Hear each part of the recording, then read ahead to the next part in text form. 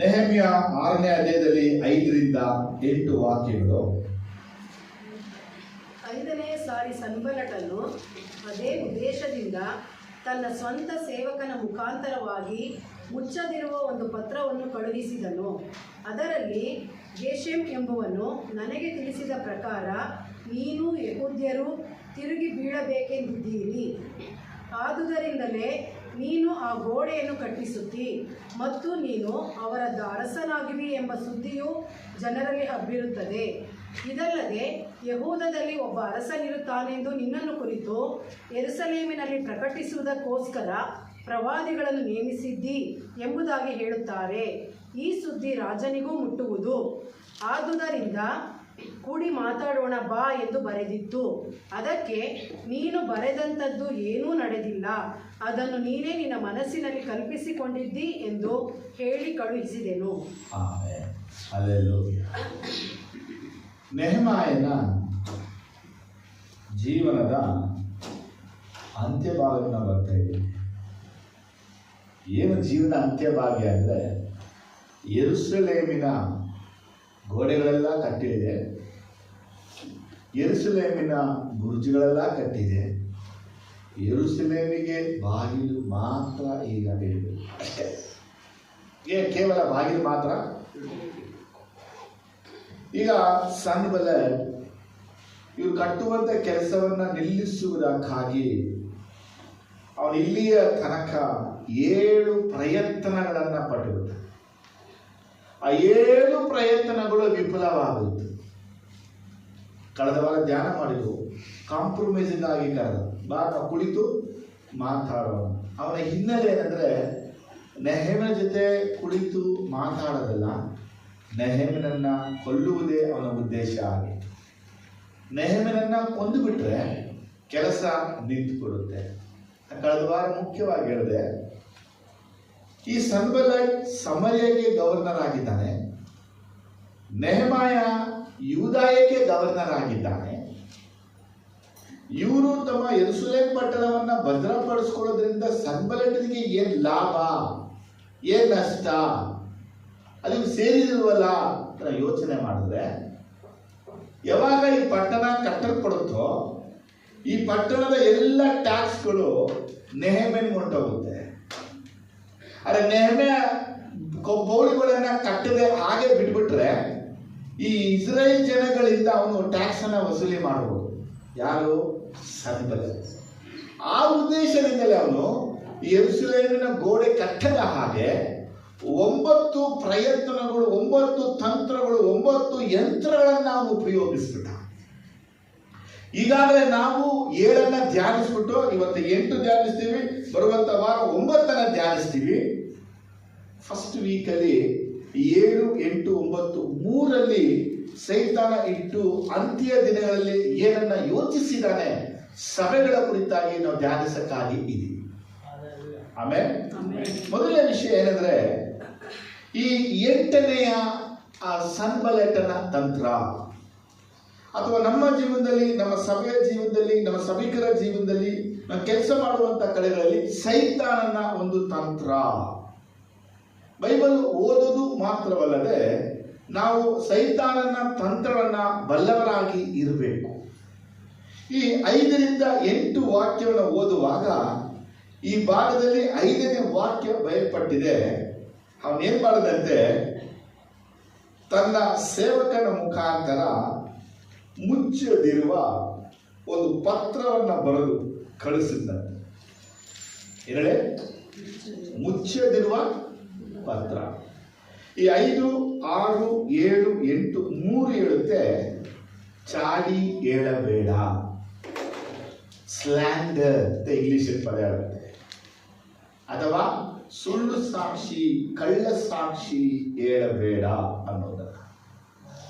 Sanballat ಅವನ ಪ್ರಯತ್ನಗಳೆಲ್ಲ ವಿಫಲವಾದಾಗ ಅವನು ಉಪಯೋಗಿಸಿದಂತಹ 8ನೆಯ ಒಂದು ಆಯುಧ ಏನಂದ್ರೆ, ನೆಹೆಮ್ಯನ ಕುರಿತು ಸುಳ್ಳು ವದಂತಿಯನ್ನ, ಸುಳ್ಳು ವಿಷಯವನ್ನ ಹರಡಿಸ್ತಾ ಇದ್ದಾನೆ. ನೋಡಿ, ನಮಗೂ ಒಂದು ಅಭ್ಯಾಸ ಇದೆ. ನಾವು ಲೆಟರ್ನ ಬರೆದುಬಿಟ್ಟು ಆ ಲೆಟರ್ ಹಿಂದೆ ಕಾಲದಲ್ಲಿ ಇನ್ಲ್ಯಾಂಡ್ ಲೆಟರ್, ಇಂಗ್ಲ್ಯಾಂಡ್ ಲೆಟರ್ ಅಲ್ಲ ಅದು, ಇನ್ಲ್ಯಾಂಡ್ ಲೆಟರ್. ಅದಕ್ಕೆ ಬರೆದ್ಬಿಟ್ಟು ಅನ್ನ ತಗೊಂಡು ಅಂಟಿಸ್ಬಿಡ್ತಾ ಇದ್ರು. ಅವನಿಗೆ ಕಚ್ಚಿಸಕ್ಕಾಗದೆ ಹಿಂಗೆ ಹೊಡೆದು ಅರ್ಧ ಕಾಲ ಹೊರಟವರು. ಆಮೇಲೆ ಕಾರ್ಡ್ ಎಲ್ಲ ಇತ್ತು, ನೆನಪಿರೋ ನಿಮ್ಗೆ ಅಲ್ವಾ? ಕಾರ್ಡ್ ಅಲ್ಲಿ ಬರೆದ್ಬಿಟ್ಟು ಪೋಸ್ಟ್ ಕಾರ್ಡ್ ಅಲ್ಲಿ ಬರೆದು ಕಳಿಸೋದು. ಆ ಪೋಸ್ಟ್ ಕಾರ್ಡ್ ಅಲ್ಲಿ ಬರೆದು ಕಳಿಸಿದ್ರೆ ಪೋಸ್ಟ್ ಅಂದ್ರೆ ಅವನು ಅದನ್ನ ಓದ್ಬೋದು. ಯಾಕೆ? ಓಪನ್ ಆಗಿದೆ. ಈಗ ಯೋಚಿಸ್ಬೇಕು, ಇವನು ಗವರ್ನರ್ ಆಗಿದ್ದಾನೆ. ಒಬ್ಬ ಗವರ್ನರ್ಗೆ ಒಂದು ಲೆಟರ್ ಅನ್ನ ಕಳಿಸಿದ್ರೆ ಯಾವ ರೀತಿ ಕಳಿಸ್ಬೇಕು? ಇಬ್ರು ಪರ್ಷಿಯ ರಾಜ್ಯದ ಕೆಳಗೇನೆ ಕೆಲಸ ಮಾಡ್ತಾ ಇದ್ದಾರೆ. ಒಬ್ಬ ರಾಜನಿಗೆ ನಾವು ಒಂದು ಪತ್ರವನ್ನ ಕಳಿಸ್ತೀವಂದಾಗ ಆ ದಿನಗಳಲ್ಲಿ ಗೊತ್ತಿರದ ವಿಷಯವೇ, ನೋಡಿದ್ರ ಒಂದು ಸುರುಳಿಯನ್ನ ಮಾಡಿ ಆ ಸುರುಳಿಗೆ ರೇಷ್ಮೆ ಬಟ್ಟೆಯನ್ನ ಹಾಕಿ ಅದು ಎರಡು ಕಡೆ ಲಾಕ್ ಮಾಡಿ ಅದರ ಮೇಲೆ ಸೀಲ್ ಹಾಕಿ ಕಳಿಸ್ತಾ ಇದ್ರು. ಯಾಕಂದ್ರೆ ಈ ಪತ್ರ ಯಾರು ಓದಬಾರ್ದು, ಈ ಪತ್ರ ಉಳಿದು ಯಾರು ತಿಳ್ಕೊಳ್ಬಾರ್ದು. ಪ್ರಕಟಣೆ ಓದುವಾಗ ತಂದೆ ದೇವರ ಕೈಯಲ್ಲಿ ಒಂದು ಸುರುಳಿ ಇತ್ತು. ಅದರಲ್ಲಿ ಏನು ಬರೆದಿದೆ ಅದು ನೋಡಕ್ಕೆ ಯಾರಿಂದಲೂ ಆಗಲಿಲ್ಲ. ಯಾಕಂದ್ರೆ ಮುದ್ರೆ ಹೊಡಿಬೇಕಾಯಿತು. ಆ ಯೇಸು ಕ್ರಿಸ್ತನು ಹೋಗಿ ಆ ಸುರುಳಿಯನ್ನ ತಕೊಂಡು ಮುದ್ರೆಯನ್ನ, ಸೀಲನ್ನ ಹೊಡೆದ ಮೇಲೆ 1, 2, 3, 4, 5, 6 ಸೀಲ್ಗಳಲ್ಲಿ ನಡೆಯುವಂತ ಕಾರ್ಯಗಳೆಲ್ಲ ಅಲ್ಲಿ ಬರೆಯಲ್ಪಟ್ಟಿತ್ತು.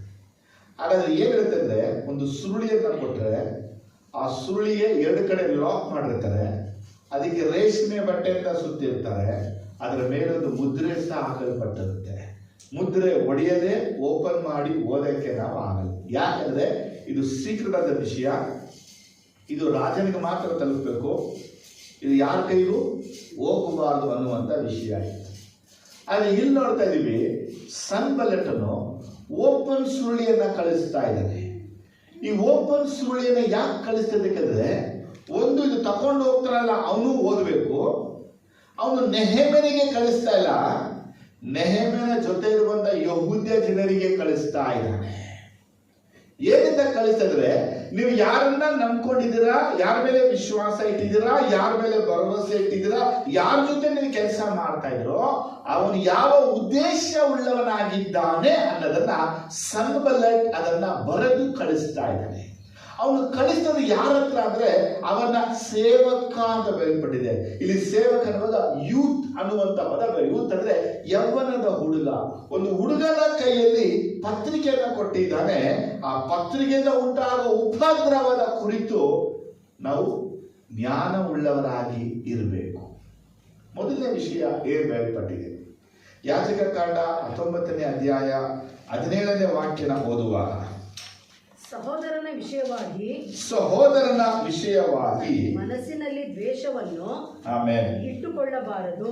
ಸಹೋದರನ ವಿಷಯದಲ್ಲಿ ಮನಸ್ಸಿನಲ್ಲಿ ದ್ವೇಷವನ್ನ ಇಟ್ಟುಕೊಳ್ಳಬಾರದು. ನೆರೆಯವನ ದೋಷಕ್ಕೆ ನೀವು ಒಳಗಾಗದಂತೆ ಅವನ ತಪ್ಪನ್ನು ಅವನಿಗೆ ತಿಳಿಸಲೇಬೇಕು. ಇಲ್ಲಿ ಎರಡು ವಿಷಯಗಳು ಬಯಲ್ಪಟ್ಟಿದೆ. ಮೊದಲನೇ ವಿಷಯ ಅಂದ್ರೆ, ನಿನ್ನ ಸಹೋದರನ ವಿಷಯದಲ್ಲಿ ಮನಸ್ಸಿನಲ್ಲಿ ದ್ವೇಷವನ್ನ ಇಟ್ಟುಕೊಳ್ಬಾರ್ದು. ಏನಿಡಬಾರ್ದು? ದ್ವೇಷ. ಈಗ ಸನ್ಬಲ್ಲಟ್ ನೆಹೆಮನ ಕುರಿತು ಅವನ ಮನಸ್ಸಲ್ಲಿ ದ್ವೇಷವನ್ನ ಇಟ್ಟುಕೊಂಡಿದ್ದಾನೆ. ಆ ದ್ವೇಷದ ನಿಮಿತ್ತವಾಗಿನೇ ನೆಹೆಮನಿಗೆ ಅವನು ಹಿಂಸೆಯನ್ನ ಅಥವಾ ಸುಳ್ಳಾದ ವಿಷಯವನ್ನ ಸಾರ್ತಾ ಇದ್ದಾನೆ. ಇವತ್ತು ನಾವು ನಮ್ಮ ಕುರಿತು ಯಾರಾದ್ರೂ ಚಾಡಿ ಹೇಳಿದ್ರೆ, ನಮ್ಮ ಕುರಿತು ಸುಳ್ಳಾದ ವದಂತಿಗಳನ್ನ ಹೇಳಿದ್ರೆ, ನಮ್ಮ ಕುರಿತು ಅವರು ಇವರೆಲ್ಲ ಸಾರ್ಕೊಂಡೋದ್ರೆ ನಾವೇನ್ ಮಾಡ್ತೀವಿ? ಸೈತಾನನ ಮೊದಲನೇ ತಂತ್ರ ಮೊದಲುಗೊಂಡು 9ನೇ ತಂತ್ರದ ತನಕು ನಮ್ಮನ್ನ ಕುಗ್ಗಿಸೋದು, ಬಗ್ಗು ಬಡಿಯೋದು, ಬಲಹೀನಪಡಿಸೋದು, ಸೋತು ಹೋಗುವಂತೆ ಮಾಡೋದು, ಭಯಪಡಿಸುವಂತ ವಿಷಯವೇ ಆಗಿರುತ್ತೆ. ನೀವು ಒಳ್ಳೆಯವರು, ದೇವರ ಕೆಲಸವನ್ನ ಮಾಡ್ತಾ ಇದ್ದೀರಾ, ದೇವರ ಯೋಜನೆ ಮಾಡ್ತಾ ಇದ್ದೀರಾ, ದೇವರ ಉದ್ದೇಶವನ್ನ ಮಾಡ್ತಾ ಇದ್ದೀರಾ, ದೇವರಲ್ಲಿ ಬಹಳ ಭಕ್ತಿಯಿಂದ ಇದ್ದೀರಾ, ದೇವರಲ್ಲಿ ಬಹಳ ಭಯದಿಂದ ನೀವು ಇದ್ದೀರಾ. ಆದರೆ ಇಂಥ ದೇವರ ಕಾರ್ಯನ ನೀವು ಮಾಡುವಾಗ ನಿಮ್ಮ ಕುರಿತು ಒಂದು ವದಂತಿ ಬಂದ್ರೆ, ನಿಮ್ಮ ಕುರಿತು ಒಂದು ವಿಷಯ ಬಂದ್ರೆ, ನಿಮ್ಮನ್ನ ಕುರಿತು ಅವರು ಹಿಂಗೆ ಹೇಳ್ತಾ ಇದ್ದಾರೆ ಅಂತ ಬಂದಾಗ ನಿಮ್ಮ ಮನಸ್ಸಿಗೆ ಏನಾಗುತ್ತೆ? ನೀವು ದೇವರಿಗಾಗಿ ತೆಗೆದುಕೊಳ್ಳುವ ಪ್ರತಿ ಪ್ರಯತ್ನಗಳಲ್ಲಿ ವಿಫಲವಾಗ್ತೀರಾ. ನಿಮ್ಮೊಳಗೆ ಭಯ ಬರುತ್ತೆ. ಅವ್ರು ಹಂಗೆ ಹೇಳ್ತಾ ಇದ್ದಾರೆ, ಇವ್ರು ಹಿಂಗೆ ಹೇಳ್ತಾ ಇದ್ದಾರೆ, ಅವ್ರು ಅದೇ ಹೇಳ್ತಾ ಇದ್ದಾರೆ, ಇವ್ರು ಅದೇ ಹೇಳ್ತಾ ಇದ್ದಾರೆ. ನೋಡಿ, ಒಂದನ್ನ ತಿಳ್ಕೊಳ್ಬೇಕು, ಜನ ಎಲ್ಲ ಹೇಳ್ತಾ ಇದ್ದಾರೆ ಅಂತ ಹೇಳ್ತಾರೆ. ಜನರ ಹೆಸರನ್ನ ಯಾರು ಹೇಳಲ್ಲ. ಎರಡು ವಿಷಯ ಗಮನಿಸಬೇಕು ನೀವು. ಒಂದು, ನಿಮ್ಮ ಕುರಿತು ಏನಾದರೂ ವಿಚಾರಗಳಿದ್ರೆ ನೇರವಾಗಿ ಸಂಧಿಸಿ ಮಾತಾಡಬೇಕು. ಆದರೆ ನಾವೇ ನಮ್ಮ ಮನಸ್ಸಲ್ಲಿ ಅವರನ್ನ ಕುರಿತು ನಿರ್ಣಯಿಸಬಾರದು. ಅದು ಒಳ್ಳೆ ವಿಷಯನ, ಕೆಟ್ಟ ವಿಷಯನ, ಸರಿಯಾದ ವಿಷಯನ, ತಪ್ಪಾದ ವಿಷಯ ಅಂತೇಳಿ ನಾವು ಅದನ್ನ ಪರೀಕ್ಷಿಸಬೇಕು. ನಾವು ಅದನ್ನ ಪರೀಕ್ಷೆ ಮಾಡದೆ ನಮ್ಮ ಮನಸ್ಸಲ್ಲಿ ನಾವೇ ನಿರ್ಣಯಿಸಿಬಿಡುವಾಗ ನಾವು ದೇವರ ಕಾರ್ಯಕ್ಕೆ ತಡೆಯಾಗಿ ಸಹ ನಿಂತು ಬಿಡ್ತೀವಿ. ಉದಾಹರಣೆ ಹೀಗೆ ಹೇಳ್ತೀನಿ ಕೇಳಿ. ನಾನೊಬ್ಬ ಮನುಷ್ಯನಾಗಿದ್ದೀನಿ, ನೀವು ನನ್ನ ಜೊತೆ ಸಹೋದರ ಸಹೋದರಿಗಳಾಗಿದ್ದೀರಾ. ನಿಮ್ಮಲ್ಲಿ ಅನೇಕರಿಗೆ ಒಳ್ಳೆ ಭಾವನೆ ಇದೆ, ನಿಮ್ಮಲ್ಲಿ ಅನೇಕರಿಗೆ ಕೆಟ್ಟ ಭಾವನೆಗಳು ಇದೆ. ನಿಮ್ಮಲ್ಲಿ ಅನೇಕರು ಒಳ್ಳೆಯವನ ಕರೀತೀರಾ, ನಿಮ್ಮಲ್ಲಿ ಅನೇಕರು ಕೆಟ್ಟವನ ಹಾಗೆ ಕರೀತೀರಾ. ನೀವು ಯಾವಾಗಲ್ಲ ಒಬ್ಬ ಮನುಷ್ಯನ ಕುರಿತು ಚಾಡಿ ಹೇಳಕ್ಕೆ ಸ್ಟಾರ್ಟ್ ಮಾಡ್ತಿರೋ, ಅವ್ರ ಕುರಿತು ಸುಳ್ಳಾದ ವಿಷಯ ಹೇಳಕ್ ಮಾಡ್ತಿರೋ, ಅಥವಾ ಸುಳ್ಳಾದ ವದಂತಿಗಳನ್ನ ಹರಡಕ್ಕೆ ಸ್ಟಾರ್ಟ್ ಮಾಡ್ತಿರೋ, ಆ ಮನುಷ್ಯನ ಮೇಲೆ ಕಪ್ಪು ಬಣ್ಣವನ್ನ ನೀವು ಬಳಿತಾ ಇದ್ದೀರಾ. ಅದೇ ಆ ಮನುಷ್ಯನ ಕುರಿತು ನೀವು ಒಳ್ಳೆದನ್ನ ಮಾತಾಡ್ತೀರಾ, ಒಳ್ಳೆ ವಿಷಯ ಹೇಳುವಾಗ ಆ ಮನುಷ್ಯನ ಮೇಲೆ ಬಿಳಿ ಬಣ್ಣವನ್ನ ಬಳಿತಾ ಇರ್ತೀರಾ. ನಾವೆಲ್ಲ ನಮ್ಮ ಆತ್ಮ ಸಾಕ್ಷಿಯ ಮುಂದೆ ನಿಂತುಕೊಂಡಾಗ ನಾವೆಲ್ಲ ಹೆಂಗ್ ಕಾಣ್ತೀವಿ ಅಂದ್ರೆ, ಒಂದು ಕಡೆ ಬಿಳಿ ಬಣ್ಣವು, ಒಂದು ಕಡೆ ಕಪ್ಪು ಬಣ್ಣವು ನಾವು ಕಾಣ್ತಾ ಇದ್ದೀವಿ. ಯಾಕಂದ್ರೆ ನಮ್ಮ ಜೀವನದಲ್ಲಿ ಅನೇಕ ಸತ್ಯವು, ನಮ್ಗೆ ಅನೇಕ ಸುಳ್ಳುಗಳು ಆವರಿಸ್ಕೊಂಡ್ಬಿಟ್ಟಿದೆ. ನಮ್ಮ ಬಗ್ಗೆ ಏನ್ ಹೇಳ್ತಾರೆ ಗೊತ್ತಾ? ನಿಮ್ಮ ಬಗ್ಗೆ ಏನ್ ಹೇಳ್ತಾರೆ ಗೊತ್ತಾ? ನಿಮ್ಮ ಬಗ್ಗೆ ಏನ್ ಮಾತಾಡ್ತಾರೆ ಗೊತ್ತಾ? ಜನಗಳು ಮಾತಾಡ್ತಾ ಇದ್ದಾರೆ. ಈ ಜನ ಯಾರು? ಈ ಜನ ಏನು? ಹೆಸರುಗಳೇ ಇಲ್ಲದ ವ್ಯಕ್ತಿಗಳನ್ನ ವಿಷಯವನ್ನ ಕೇಳಿ ನಿಮ್ಮ ತಲೆಗೆ ಹಾಕೊಳ್ಳುವಾಗ ನೀವು ದೇವರ ಕೆಲಸವನ್ನ ನಿಲ್ಲಿಸಿಬಿಡ್ತೀರಾ. ಜನ ಹೀಗೆ ಹೇಳ್ತಾರೆ, ಜನ ಹಾಗೆ ಹೇಳ್ತಾರೆ ಅಂತೇಳಿ ನಿಮ್ಮ ತೀವಿಡುವಾಗ ನೀವು ಭಯ ಪಡ್ತೀರಾ. ನಿಮ್ಮೊಳಗೆ ಯಾವಾಗ ಭಯ ಇಟ್ಕೊಳ್ಳುತ್ತೋ ನೀವು ದೇವರ ಕೆಲಸ ಮಾಡಕ್ಕಾಗಲ್ಲ. ಒಂದರ ವಿಷಯನ ಹೇಳ್ತೀನಿ ಕೇಳಿ. ಒಬ್ಬರ ಕುರಿತು ನಾವು ಚಾಡಿಯನ್ನ ಹೇಳಕ್ಕಿಂತ ಮುಂಚೆ ನಾವು ಯೋಚಿಸ್ಬೇಕು, ಅವ್ರು ಯಾವ ದಾರಿಯಲ್ಲಿ ಹೋಗ್ತಾ ಇದ್ದಾರೆ, ಯಾವ ಬಾಧೆಯಲ್ಲಿ ಹೋಗ್ತಾ ಇದ್ದಾರೆ, ಯಾವ ಹಿಂಸೆಯಲ್ಲಿ ಹೋಗ್ತಾ ಇದ್ದಾರೆ, ಯಾವ ಕಷ್ಟದಲ್ಲಿ ಅವರು ಹೋಗ್ತಾ ಇದ್ದಾರೆ, ಅವರ ಜೀವನ ಹೇಗಿದೆ ಅಂತೇಳಿ ನಾವು ಪರೀಕ್ಷೆ ಮಾಡಿಬಿಟ್ರೆ ಅವ್ರ ಬಗ್ಗೆ ಮಾತಾಡಕ್ಕಾಗಲ್ಲ. ನಾವು ಯಾವ ವ್ಯಕ್ತಿಯ ಕುರಿತು ಸುಳ್ಳಾಗಿ ಸಾರ್ತಾ ಇದೀವೋ, ಯಾವ ವ್ಯಕ್ತಿಯ ಮಾತನ್ನ ನಾವು ಕೇಳ್ಕೊಂಡು ಇನ್ನೊಬ್ಬರು ಕೇಳ್ತಾ ಇದೀವೋ, ಯಾವ ವ್ಯಕ್ತಿಗಳ ನಾವು ಕೆಟ್ಟದಾಗಿ ಮಾತಾಡ್ತಾ ಇದೀವೋ, ಆ ವ್ಯಕ್ತಿಯ ಜೀವನದಲ್ಲಿ ನಾವು ಪ್ರವೇಶಿಸ್ಬಿಟ್ಟು 2 ದಿನಗಳು ಆ ಜೀವನ ನಾವು ಮಾಡಿದ್ರೆ ನಮಗೆ ಅರ್ಥ ಆಗುತ್ತೆ ನನ್ನ ಪರಿಸ್ಥಿತಿ ಏನಾಗಿದೆ.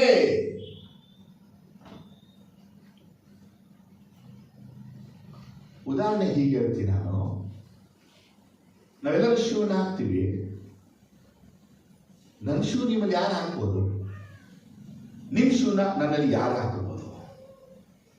ಈಗ ನಮ್ಮ ಕಾಲಿಗೆ ತಕ್ಕಂತೆ ಶೂಗಳ ಸೈಜು ಇದೆ, ಸ್ಲಿಪ್ಪರ್ಗಳು ಇದೆ. ಬೇರೆ ಸೈಜ್ನ ಶೂನು ಸ್ಲಿಪ್ಪರ್ ನಮ್ಮ ಕಾಲಿಗೆ ಹಾಕೊಂಡ್ರೆ ಕೆಲವು ಕಾಲು ಒಳಗಡೆ ಹೋಗುತ್ತೆ, ಕೆಲವು ಕಾಲು ಒಳಗಡೆ ಹೋಗಲ್ಲ. ಕೆಲವು ಲೇಸ್ ಕಟ್ಟಬೇಕು, ಕೆಲವು ಲೇಸ್ ಕಟ್ಟಕ್ಕಾಗಲ್ಲ. ಕೆಲವು ಶೂ ಏನಾಗುತ್ತೆ, ಅರ್ಧೋಗುತ್ತೆ. ಯಾಕಂದ್ರೆ ಅವರವರ ಪಾಡು, ಅವರವರ ನೋವು, ಅವರವರ ವೇದನೆ, ಅವರವರ ಕಷ್ಟದಲ್ಲೇ ಅವರು ಹೋಗ್ತಾ ಇರುವಾಗ ನಾವು ಅವರ ಕುರಿತು ನೋಡದೆ, ಕೇಳದೆ, ತಿಳಿಯದೆ, ಗೊತ್ತಿಲ್ಲದೆ ಯಾವುದೋ ಒಂದು ವಿಷಯವನ್ನ ಬಹಿರಂಗಪಡಿಸುವಾಗ, ಯಾವುದೋ ವಿಷಯವನ್ನ ನಾವು ಮಾತಾಡುವಾಗ, ಯಾವುದೋ ವಿಷಯವನ್ನ ಹರಡುವಾಗ ಆ ಮನಸ್ಸಿಗೆ ನೋವುಂಟು ಮಾಡೋದಿಲ್ಲದೆ ಅವರು ದೇವರ ಕಾರ್ಯ ಮಾಡಕ್ಕೆ ನಾವು ತಡೆ ಮಾಡಿಬಿಡ್ತೀವಿ. ನಾವೆಲ್ಲ ಹಿಂಗೆ ಇರೋದು. ನಿಮ್ಮ ಬಗ್ಗೆ ಏನೆಲ್ಲ ಮಾತಾಡ್ತಾರೆ ಗೊತ್ತಾ? ಮಾತಾಡ್ಲಿ, ತಲೆ ಕೆಡಿಸ್ಕೊಳ್ಬಾರ್ದು. ನೆಹೆಮಾಯ ಹೇಳ್ತಾನೆ, ನೀ ಅನ್ಕೊಂಡಿರೋಗೆ, ನೀ ಕಲ್ಪಿಸಿರೋಗೆ, ನೀ ಯೋಚಿಸ್ತಾನಲ್ಲ. ನಾವು ಯಾವಾಗ ಅವ್ರು ಯೋಚಿಸಿದ ಹಾಗೆ, ಕಲ್ಪಿಸಿದ ಹಾಗೆ, ಮಾತಾಡುವ ಹಾಗೆ ನಾವು ಇಲ್ಲ ಅಂದಮೇಲೆ ನಾವು ಭಯ ಪಡುವ ಅವಶ್ಯಕತೆ ನಮಗಿಲ್ಲ. ಆದ್ರೆ ನಾವು ದೇವರ ಕೆಲಸವನ್ನ ಮಾಡುವಂತವರು ಅವರು ಹೀಗೆ ಇವ್ರು ಹೀಗೆ ಅಂತ ಮಾತಾಡುವಾಗ ನಾವು ಮಾಡುವ ದೇವರ ಕೆಲಸವನ್ನ ನಿಲ್ಲಿಸ್ಬಿಡ್ತೀವಿ. ತಂತ್ರ ಯಾರ್ದಿದು? ಸೈತಾನದು. ಬಿದ್ದೋಗಿದ್ ಯಾರು? ನಾವು. ಈ ಪ್ರಪಂಚದಲ್ಲಿ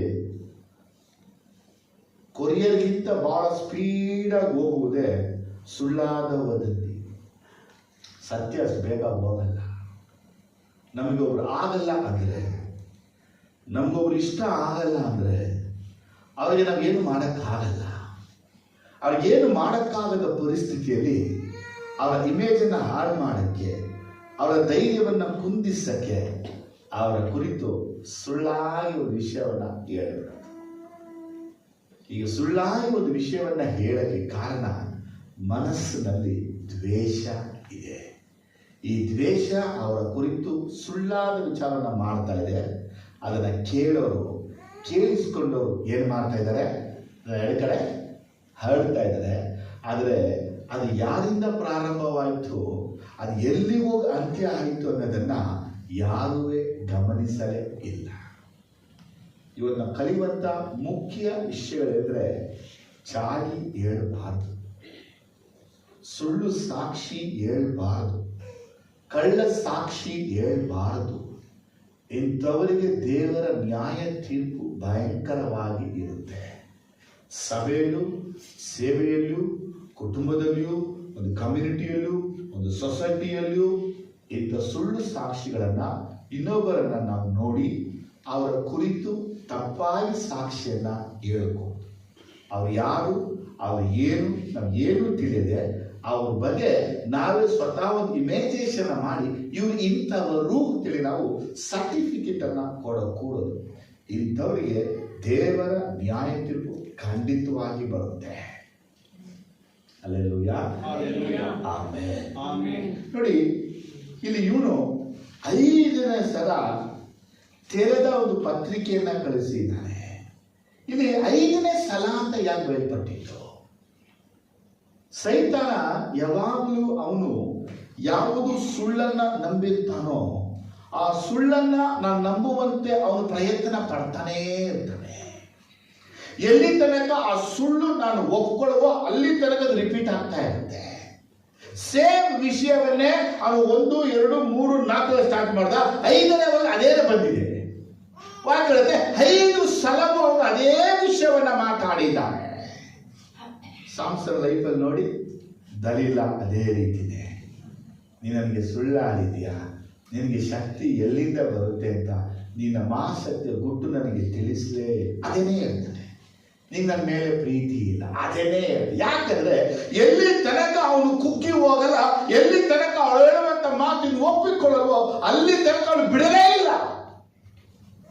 ಒಂದಿನ ಸಾಮ್ಸನ್ ಏನ್ ಮಾಡ್ತಾನೆ, ಬಾಯ್ ಬಿಟ್ಟು ಹೇಳೇ ಬಿಟ್ಟ, ನನಗೆ ಎಲ್ಲಿದೆ ಅಭಿಷೇಕ, ನನ್ನ ತಲೆ ಕೂದಲ ಬೋಡಿಸ್ಬಿಟ್ರೆ ಇತರ ಮನುಷ್ಯರಂತೆ ನಾನು ಬಲಹೀನ ಆಗ್ಬಿಡ್ತೀನಿ.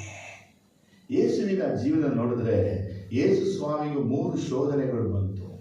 ಈ 3 ಶೋಧನೆ ಯಾಕೆ ಬಂತು ಅಂತ ಹೇಳಿದ್ರೆ, ಸೈತಾನ 3 ಸಲ ಪ್ರಯತ್ನ ಪಟ್ಟ ಹೆಂಗಾದ್ರೂ ಯೇಸು ಸ್ವಾಮಿನ ಬಿಡಿಸ್ಬೇಕು.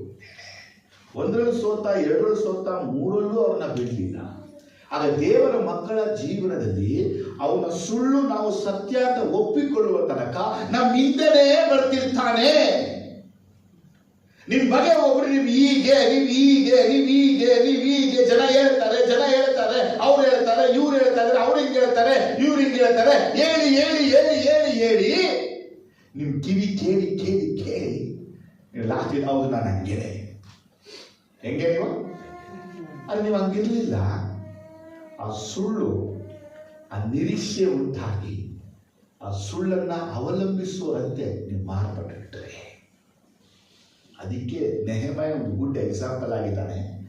ನಿಮ್ಮ ಕುರಿತು ಸುಳ್ಳಾದ ವದಂತಿ, ನಿಮ್ಮ ಕುರಿತು ಸುಳ್ಳಾದ ವಿಷಯ, ನಿಮ್ಮ ಕುರಿತು ಸುಳ್ಳಾದ ರಿಪೋರ್ಟ್ಗಳನ್ನು ಹಾಕುವಾಗ ನೀವು ಅದನ್ನು ಕಿವಿಗೆ ಹಾಕೊಳ್ಬಾರ್ದು. ನೀವು ದೇವರ ಕೆಲಸ ಮಾಡ್ತಾ ಇದ್ದೀರಾ, ನಿಮ್ಗೆ ಏಸಪ್ಪ ಹೇಳಿದ್ದಾರೆ, ಅದನ್ನ ನೀವು ಮಾಡಬೇಕು. ಆಮೇಲೆ ಹಲ್ಲೆಲೂಯಾ. ನೋಡಿ, ಉದಾಹರಣೆಗೆ ಪತ್ರಿಕೆ ನೋಡಬಹುದು, ನ್ಯೂಸ್ ಪೇಪರ್ಗಳಲ್ಲಿ. ಈ ನ್ಯೂಸ್ ಪೇಪರ್ ಎಲ್ಲ ಒಳ್ಳೆ ಪೇಪರ್ಗಳ ಇಲ್ಲ. ನ್ಯೂಸಲ್ಲಿ ಕೆಲವ್ರ ಬಗ್ಗೆ ಎಷ್ಟು ಕೆಟ್ಟದಾಗಿ ಬರೀತಾರೆ, ಸುಳ್ಳ ಬರೀತಾರೆ ಅಂದರೆ ಅಷ್ಟು ಸುಳ್ಳಾಗಿ ಬರೆದು ಬಿಡ್ತಾರೆ. ಬರ್ದಿಲ್ವಾ? ಡಾಕ್ಟರ್ಗಳೇ ಆಗ್ಬೋದು, ಲಾಯರ್ಸ್ ಆಗ್ಬೋದು, ಫ್ಯಾಮಿಲಿ ಆಗ್ಬೋದು, ಯಾರದೇ ಆಗಿರ್ಬೋದು, ಕೆಟ್ಟದಾಗಿ ಅವರ ಕುರಿತು ಬರೆದು ಬಿಡ್ತಾರೆ. ಯೇಸು ಜಾಸ್ತಿ ಪಡ್ತಾರೆ. ಸೆಕೆಂಡ್ ಕ್ಯಾಲ್ವಿನ್ AC ಜಾಸ್ತಿ ಕೊಡೋದು, ಫ್ಯಾನ್ ಹಾಕ್ಕೊಡೋದೇ.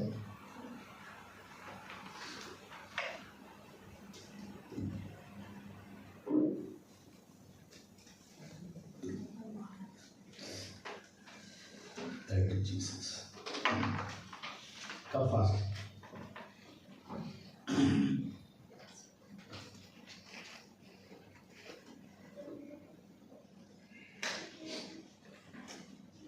कैसे आपने क्या दिया? 20 कोई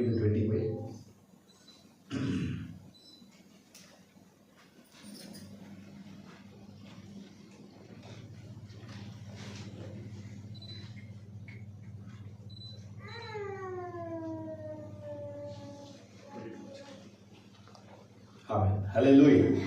ನೋಡಿ, ಈಗ ನಮ್ಮ ಕುರಿತು ಒಂದು ಪತ್ರಿಕೆ ಬೇರ್ಪಟ್ಟಿದೆ, ಏನೋ ಬರೆದಿದ್ದಾರೆ ಅನ್ಕೊಳ್ಳಿ. ಆಗ ನಾನು ಬರ್ತಿದ್ದಿಲ್ಲ, ನಿಮ್ಮ ಕುರಿತು ಏನೆಲ್ಲ ಬರೆದಾರೆ ಗೊತ್ತಾ ಅಂತ ಹೇಳಿ. ಈಗ ನಾನು ಯೋಚಿಸೋದ ವಿಷಯ, ಪೇಪರಲ್ಲಿ ಅದು ಹೆಡ್ಲೈನ್ಸೇ ಇರ್ಬೋದು, 1,00,000 ಜನ ಪೇಪರ್ನ ತಗೊಳ್ಬೋದು. ಯೋಚಿಸಿ, 1,00,000 ಜನ ಪೇಪರ್ನ ತಗೊಂಡು ಎಷ್ಟು ಜನ ಆ ಪೇಪರ್ನ ಓದಿದ್ದಾರೆ? ಎಲ್ಲ ಓದ್ಬಿಟ್ರಾ? ಸರಿ, ಓದೋರು ಎಲ್ಲ ಪೂರ್ತಿ ಓದಿದ್ರಾ? ಸರಿ, ಓದೋರಿಗೆ ಎಲ್ಲರಿಗೂ ಅರ್ಥ ಆಯ್ತಾ? ಅರ್ಥ ಆದವರು ಎಲ್ಲರೂ ನಂಬಿಟ್ರ? ಉತ್ತರ ಇಲ್ಲ. ನೀವೇ ಒಂದು ಪೇಪರ್ನ ತಗೊಂಡ್ರು, ಒಂದು ಮ್ಯಾಗಝಿನ್ ತಗೊಂಡ್ರು, ಯಾವುದೇ ವಿಷಯ ನಿಮಗೆ 2 ಲೈನ್ ಇದ್ರೆ ಓದ್ತೀರಾ, 10 ಲೈನ್ ಬಂದ್ರೆ ಎಗರಿಸ್ಬಿಡ್ತೀರಾ. ಅದಕ್ಕೆ ನಿಮ್ಮ ಕುರಿತಾಗಿ, ನನ್ನ ಕುರಿತಾಗಿ ಅವತ್ತಿನ ದಿನಗಳಲ್ಲಿ ಪೇಪರ್ ಇತ್ತು, ಇವತ್ತಿನ ದಿನ ಸೋಷಿಯಲ್ ಮೀಡಿಯಾ ಇದೆ, ನ್ಯೂಸ್ ಇದೆ. ಇವುಗಳ ಕುರಿತು ತಪ್ಪಾಗಿ ಹೇಳಲ್ಪಡುವಾಗ, ತಪ್ಪಾಗಿ ಸಾರಲ್ಪಡುವಾಗ ನಾವು ಕುಗ್ಗಿ ಹೋಗ್ತೀವಿ. ಆದ್ರೆ ಒಂದು ಸತ್ಯ ತಿಳ್ಕೊಳ್ಬೇಕು, ಯಾವ ವ್ಯಕ್ತಿ ನಮ್ಮನ್ನ ನಂಬಿರ್ತಾನೋ ಪರಕಾಂಶ ನಂಬೋದಿಲ್ಲ ಅವನು. ಯಾವ ವ್ಯಕ್ತಿ ನಮ್ಮನ್ನ ನಂಬಿರ್ತಾನೋ ಆ ವ್ಯಕ್ತಿ ಕಿವಿಗೆ ಕೇಳಿದ ವಿಷಯವನ್ನ ನಂಬೋದೇ ಸುಳ್ಳು. ನೆಹೆಮಾಯ ಸುಳ್ಳಾದ ಜೀವನವನ್ನ ಮಾಡ್ತಾ ಇಲ್ಲ, ಅವನು ಸತ್ಯ ಜೀವನವನ್ನ ಮಾಡ್ತಾ ಇದ್ದಾನೆ. ಆದ್ರೆ ಅವನ ಕುರಿತು ಸುಳ್ಳಾದ ವಿಷಯ ಬಯಲ್ಪಟ್ಟಿದೆ, ಅವನ ಒಂದು ಸುಳ್ಳಾದ ವಿಷಯ ಹೇಳಲ್ಪಡ್ತಾ ಇದೆ, ಅವನಕ್ಕೂ ಸುಳ್ಳಾದ ವಿಷಯ ಸಾರಲ್ಪಡ್ತಾ ಇದೆ. ಯಾಕಂದ್ರೆ ಇಡೀ ಯಹೂದ್ಯರಿಗೆ ಅರ್ಥ ಆಗ್ಬೇಕು, ನೆಹೆಮಾಯ ಗೋಡೆಯನ್ನ ಕಟ್ತಾ ಇರೋದು, ನೆಹೆಮಾಯ ಬುರ್ಜನ್ನ ಕಟ್ತಾ ಇರೋದು, ನೆಹೆಮಾಯ ಬಾಗಿಲು ಹಾಕದಿದ್ರೆ ಅವನು ರಾಜನಾಗಕ್ಕೆ ಅವನು ಅನೇಕ ಪ್ರವಾದಿ ಇಟ್ಕೊಂಡು ಬಿಟ್ಟಿದ್ದಾನೆ. ಸಂಬಳಕ್ಕೆ ಏನ್ ತಲೆ ನೋಡಿ. ಒಬ್ಬ ರಾಜ ಆಗೋದು ಪ್ರವಾದಿ ಬೇಕೆ? ಸೌಲ ರಾಜಕ್ಕೆ ಪ್ರವಾದಿ ಕಾರಣ, ದಾವಿದ ಪ್ರವಾದಿ ರಾಜ ಆಗಕ್ಕೆ ಪ್ರವಾದಿನೇ ಕಾರಣ. ಆದರೆ ಈ ಭಾಗದಲ್ಲಿ ನೆಹೆಮನಿಗೆ ಯಾವ ಪ್ರವಾದಿಯ ಸಪೋರ್ಟ್ ಇಲ್ಲ, ನೆಹೆಮಾಯ ರಾಜನಾಗೋಕ್ಕೂ ಅವನ ಮನಸ್ಸಿಲ್ಲ. ಆದರೆ ಅವನ ಕುರಿತು ಸುಳ್ಳಾದ ವಿಷಯ ಹೇಳಲಾಯಿತು. ನಮ್ಮ ಜೀವನದಲ್ಲಿ, ನಿಮ್ಮ ಜೀವನದಲ್ಲಿ ನಾವು ಮಾಡದೇ ಇರೋದು, ನಾವು ಕಲ್ಪಿಸದೇ ಇರೋದು, ನಾವು ಯೋಚನೆ ಮಾಡದೇ ಇರೋದು, ನಮ್ಮ ಮೈಂಡಿಗೆ ಬರೆದಿರೋದನ್ನ ಲೆಟರ್ ಬರೆದು ಹಾಕಿದ್ರೆ, ಅಥವಾ ಆಫರಿಂಗ್ ಬಾಕ್ಸ್ ಅಲ್ಲಿ ಹಾಕಿದ್ರೆ, ಅಥವಾ ನಮ್ಮ ಕುರಿತು ಮಾತಾಡಿದ್ರೆ ನಾವೇನ್ ಮಾಡ್ತೀವಿ? ದೇವರ ಕೆಲಸವನ್ನ ಅಲ್ಲೇ ನಿಲ್ಲಿಸ್ಬಿಡ್ತೀವಿ. ಫಸ್ಟ್ ನೀವು ಯೋಚಿಸ್ಬೇಕು, ಇವರೆಲ್ಲ ಹೇಳಂಗೆ ನಾನಿಲ್ಲ, ಇವರೆಲ್ಲ ಮಾತಾಡಂಗೆ ನಾನಿಲ್ಲ, ನನ್ನ ಕೆಲಸ ಏನಿದೆಯೋ ನಾನು ಅದನ್ನ ಮಾಡ್ತಾ ಇದ್ದೀನಿ, ನನ್ನ ಕುರಿತು ಯಾಕೆ ಈಗ ಮಾತಾಡ್ತಾರೆ? ವಾಕ್ಯ ಹೇಳುತ್ತೆ 1 ಯೋಹನ 4:20 ಒಬ್ಬನು ತಾನು ದೇವರನ್ನು ಪ್ರೀತಿಸುತ್ತೇನೆಂದು ಹೇಳಿ, ಒಬ್ಬನು ತಾನು ದೇವರನ್ನ ಪ್ರೀತಿಸುತ್ತೇನೆಂದು ಹೇಳಿ ತನ್ನ ಸಹೋದರನನ್ನು ದ್ವೇಷಿಸಿದರೆ, ತನ್ನ ಸಹೋದರನನ್ನ ದ್ವೇಷಿಸಿದರೆ ಅವನು ಸುಳ್ಳುಗಾರನಾಗಿದ್ದಾನೆ. ಅವನು ಸುಳ್ಳುಗಾರನಾಗಿದ್ದಾನೆ. ತಾನು ಕಂಡಿರುವ ತನ್ನ ಸಹೋದರನನ್ನು ಪ್ರೀತಿಸದವನು, ತನ್ನ ಕಣ್ಣಿಗೆ ಕಾಣುವ ಸಹೋದರನ ಪ್ರೀತಿಸದವನು ತಾನು ಕಾಣದಿರುವ ದೇವರನ್ನು ಪ್ರೀತಿಸಲಾರನು. ನೋಡಿ ಎಷ್ಟು ಕ್ಲಿಯರ್ ಆಗಿದೆ. ಇವತ್ತು ನನಗೆ ನಿಮ್ಮ ಮೇಲೆ ಪ್ರೀತಿ, ನಿಮಗೆ ನನ್ನ ಮೇಲೆ ಪ್ರೀತಿ ಇದ್ರೆ ನಾವು ಒಬ್ರಿಗೊಬ್ರು ಯಾವತ್ತು ಚಾಡಿ ಹೇಳೋದಿಲ್ಲ, ಕಿವಿ ಊದೋದಿಲ್ಲ, ಹಿಂದ್ಗಡೆ ಮಾತಾಡೋದಿಲ್ಲ, ಅವ್ರ ಮೇಲೆ ಕೆಸರು ಹಾಕೋದಿಲ್ಲ, ಅವ್ರ ಮೇಲೆ ಕಸದ ಗುಬ್ಬೆನೆ ಎಸೆಯೋದಿಲ್ಲ, ಅವ್ರಿಗೆ ಕಮಾನೆ ಹೊಡೆಯೋದಿಲ್ಲ, ಅವ್ರಿಗೆ ಮೊಟ್ಟೆ ಹೊಡೆಯೋದಿಲ್ಲ. ಯಾಕೆ? ನಿಮ್ ಮೇಲೆ ನನ್ನ ಪ್ರೀತಿ ಇದೆ, ನಿಮಗೆ ನನ್ನ ಮೇಲೆ ಪ್ರೀತಿ ಇದೆ. ನಮ್ಮ ಮೇಲೆ ಪ್ರೀತಿ ಇದೆ ಅಂದ್ಬಿಟ್ಟು ನಿಮ್ಮ ಇಮೇಜ್ ಅನ್ನು ಹಾಳು ಮಾಡೋದು, ನಿಮ್ಮ ರೆಪ್ಯುಟೇಷನ್ ಹಾಳು ಮಾಡೋದು, ನಿಮ್ಮ ಕರಿಯರ್ ಅನ್ನು ಹಾಳು ಮಾಡೋದು, ನಿಮ್ಮ ಕುಟುಂಬದ ವಿರುದ್ಧವಾಗಿ ಮಾತಾಡೋದು, ಸಭೆ ವಿರುದ್ಧವಾಗಿ ಮಾತಾಡೋದು, ಸೇವೆ ವಿರುದ್ಧವಾಗಿ ಮಾತಾಡೋದು, ನನಗೆ ಹಿಂಗ್ ಮಾಡಿದ್ರು, ನನ್ಗೆ ಹಿಂಗ್ ಹೇಳಿದ್ರು, ಈ ರೀತಿ ಆಯ್ತು ಅಂತೇಳಿ ನಾವು ಜನಗಳ ಬಳಿ ಹೋಗಿ ಕೆಟ್ಟದಾಗಿ ಸಾಕೊಂಡು ಹೋಗ್ತಾ ಇದ್ರೆ ಏಸಪ್ಪ ಹೇಳ್ತಾ ಇದ್ದಾನೆ, ನಿನಗೆ ಸಹೋದರ ಪ್ರೀತಿನೇ ಇಲ್ಲ. ನಿನಗೆ ಕಾಣುವ ಸಹೋದರ ಮೇಲೆ ಪ್ರೀತಿ ಇಲ್ಲದ ನಿಮಿತ್ತವಾಗಿ ನಿನಗೆ ನನ್ನ ಮೇಲೂ ಎಷ್ಟು ಜನ ಇಲ್ಲ, ಎಷ್ಟು ದೇವರ ಮಕ್ಕಳುಗಳು ಇವತ್ತಿಲ್ಲ. ಇವತ್ತು ಇವ್ರನ್ನ ಕಂಡ್ರೆ ಆಗಲ್ಲ, ಅವ್ರನ್ನ ಕಂಡ್ರೆ ಆಗಲ್ಲ, ಇವ್ರಿಷ್ಟ ಅವ್ರಿಗೆ ಆಗಲ್ಲ. ಆ ಒಂದೇ ಒಂದು ಕಾರಣಕ್ಕೆ ಅವರನ್ನ ಮನಸ್ಸಲ್ಲಿ ದ್ವೇಷಿಸ್ತಾ ಇದ್ದಾರೆ. ಸ್ವಾಮಿ ಕೇಳ್ತಾನೆ, ನಿನ್ನ ಸಹೋದರನ ಮೇಲೆ ನಿನಗೆ ಪ್ರೀತಿನೇ ನಿನಗಿಲ್ಲ ಅಂದ್ರೆ ನೀನು ನನ್ನನ್ನು ಕಂಡವನೇ ಅಲ್ಲ. ನಿನಗೆ ಸಹೋದರ ಮೇಲೆ ಪ್ರೀತಿ ಇದ್ದಿದ್ದೇ ಆಗಿದ್ರೆ ಪ್ರೀತಿಯೂ ಬಹು ಪಾಪಗಳನ್ನು ಮುಚ್ಚುತ್ತದೆ, ಪ್ರೇಮವು ಸ್ನೇಹವನ್ನು ಎಳೆಯುತ್ತದೆ ಅಂತ ಬಯಲ್ಪಟ್ಟ ವಾಕ್ಯಕ್ಕೆ ಸರಿಯಾಗಿರುತ್ತೆ. ಅದು ಇವತ್ತೇನಾಗಿದೆ? ಇವತ್ತು ಸಹೋದರ ಮಧ್ಯದಲ್ಲಿ ಪ್ರೀತಿ. ಜ್ಞಾನೋಕ್ತಿ 6ನೇ ಚಾಪ್ಟರ್ಲಿ 19ನೇ ವಾಕ್ಯ ಹೇಳುತ್ತೆ, ಅಸತ್ಯವನ್ನಾಡುವ ಸುಳ್ಳು ಸಾಕ್ಷಿ ಒಡ ಹುಟ್ಟಿದವರಲ್ಲಿ ಜಗಳವನ್ನು ಬಿತ್ತುವವನು ಈ ದೇವರಿಗೆ ಹೇಯವಾಗಿರೋದು, ದೇವರಿಗೆ ಅಸಹ್ಯವಾಗಿ ತೋರಿಸುವಂತಹ 7 ವಿಷಯಗಳಲ್ಲಿ ಒಂದು. ಅದ್ಯಾವುದಂತೆ? ಅಸತ್ಯವನ್ನಾಡುವ ಸುಳ್ಳು ಸಾಕ್ಷಿ. ದಯವಿಟ್ಟು ಯಾರ ಕುರಿತು ಸಾಕ್ಷಿ ಹೇಳಬೇಡಿ. ಅವರ ಕುರಿತು ಇನ್ನು ಗೊತ್ತಿಲ್ಲ ಅಂದ್ರೆ ಡೈರೆಕ್ಟ್ ಗೊತ್ತಿಲ್ಲ ಅಂತ ಹೇಳಿ, ಅವ್ರ ಕುರಿತು ಗೊತ್ತಿದ್ರೆ ಹೌದು ನನಗೆ ಗೊತ್ತಿದೆ ಅಂತ ಹೇಳಿ. ಆದ್ರೆ ನೀವು ಸ್ವತಃ ಒಂದು ಇಮ್ಯಾಜಿನೇಷನ್ ಮಾಡ್ಕೊಂಡು ಅವ್ರ ಕುರಿತು ನಾ ಅಲ್ಲಿ ನೋಡಿದೆ, ಇಲ್ಲಿ ನೋಡಿದೆ, ಇದು ಮಾಡಿದ್ರು, ಅದು ಮಾಡಿದ್ರು, ಹಿಂಗೆ ಹೇಳಿದ್ರು, ಇದೇನೇ ಅವ್ರು ಹೇಳಿದ್ರು ಅಂತೇಳಿ ನೀವು ಹೇಳುವ ಒಂದು ಸುಳ್ಳಿನಿಂದ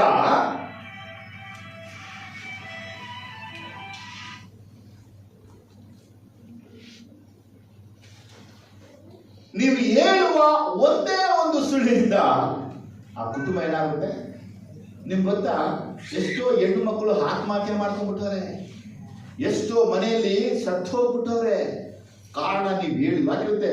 ತಮಾಷೆಗಾಗಿ ಹೇಳುವ ಎಷ್ಟೋ ಮಾತುಗಳು ಆತಂಕವನ್ನ ತಂದು ಬಿಟ್ಟಿದೆ. ನಾವು ಸಮ್ಟೈಮ್ಸ್ ಕಾಮಿಡಿಗಳನ್ನ ಮಾಡ್ತೀವಿ, ಸಮ್ಟೈಮ್ಸ್ ನಾವು ಸುಮ್ಮನೆ ಜೋಕ್ಗಳನ್ನ ಮಾಡ್ತಿರ್ತೀವಿ, ಆದ್ರೆ ನಮ್ಮ ಮನಸ್ಸಲ್ಲಿ ಏನಿರಲ್ಲ, ಆದ್ರೆ ಮತ್ತವರ ಮನಸ್ಸಲ್ಲಿ ಅದು ಏನ್ ಬೀಳ್ತು ಅಂತೇಳಿ ನಾವು ಯೋಚನೆನೇ ಮಾಡಲ್ಲ. ಇವತ್ತು ನಾವು ಸೀರಿಯಸ್ ಬರಬೇಕು. ಆ ಸೀರಿಯಸ್ನೆಸ್ ಅಂದ್ರೆ ಸಹೋದರ ಸಹೋದರಿ, ಅಣ್ಣ ತಮ್ಮ, ಅಕ್ಕ ತಂಗಿ, ಒಡ ಹುಟ್ಟಿದವರ ಮಧ್ಯದಲ್ಲಿ ಜಗಳ ಬಿತ್ತುವಂತ ಸುಳ್ಳು ಸಾಕ್ಷಿ ವಿಷಯವನ್ನು ಹೇಳ್ಕೂಡುದು.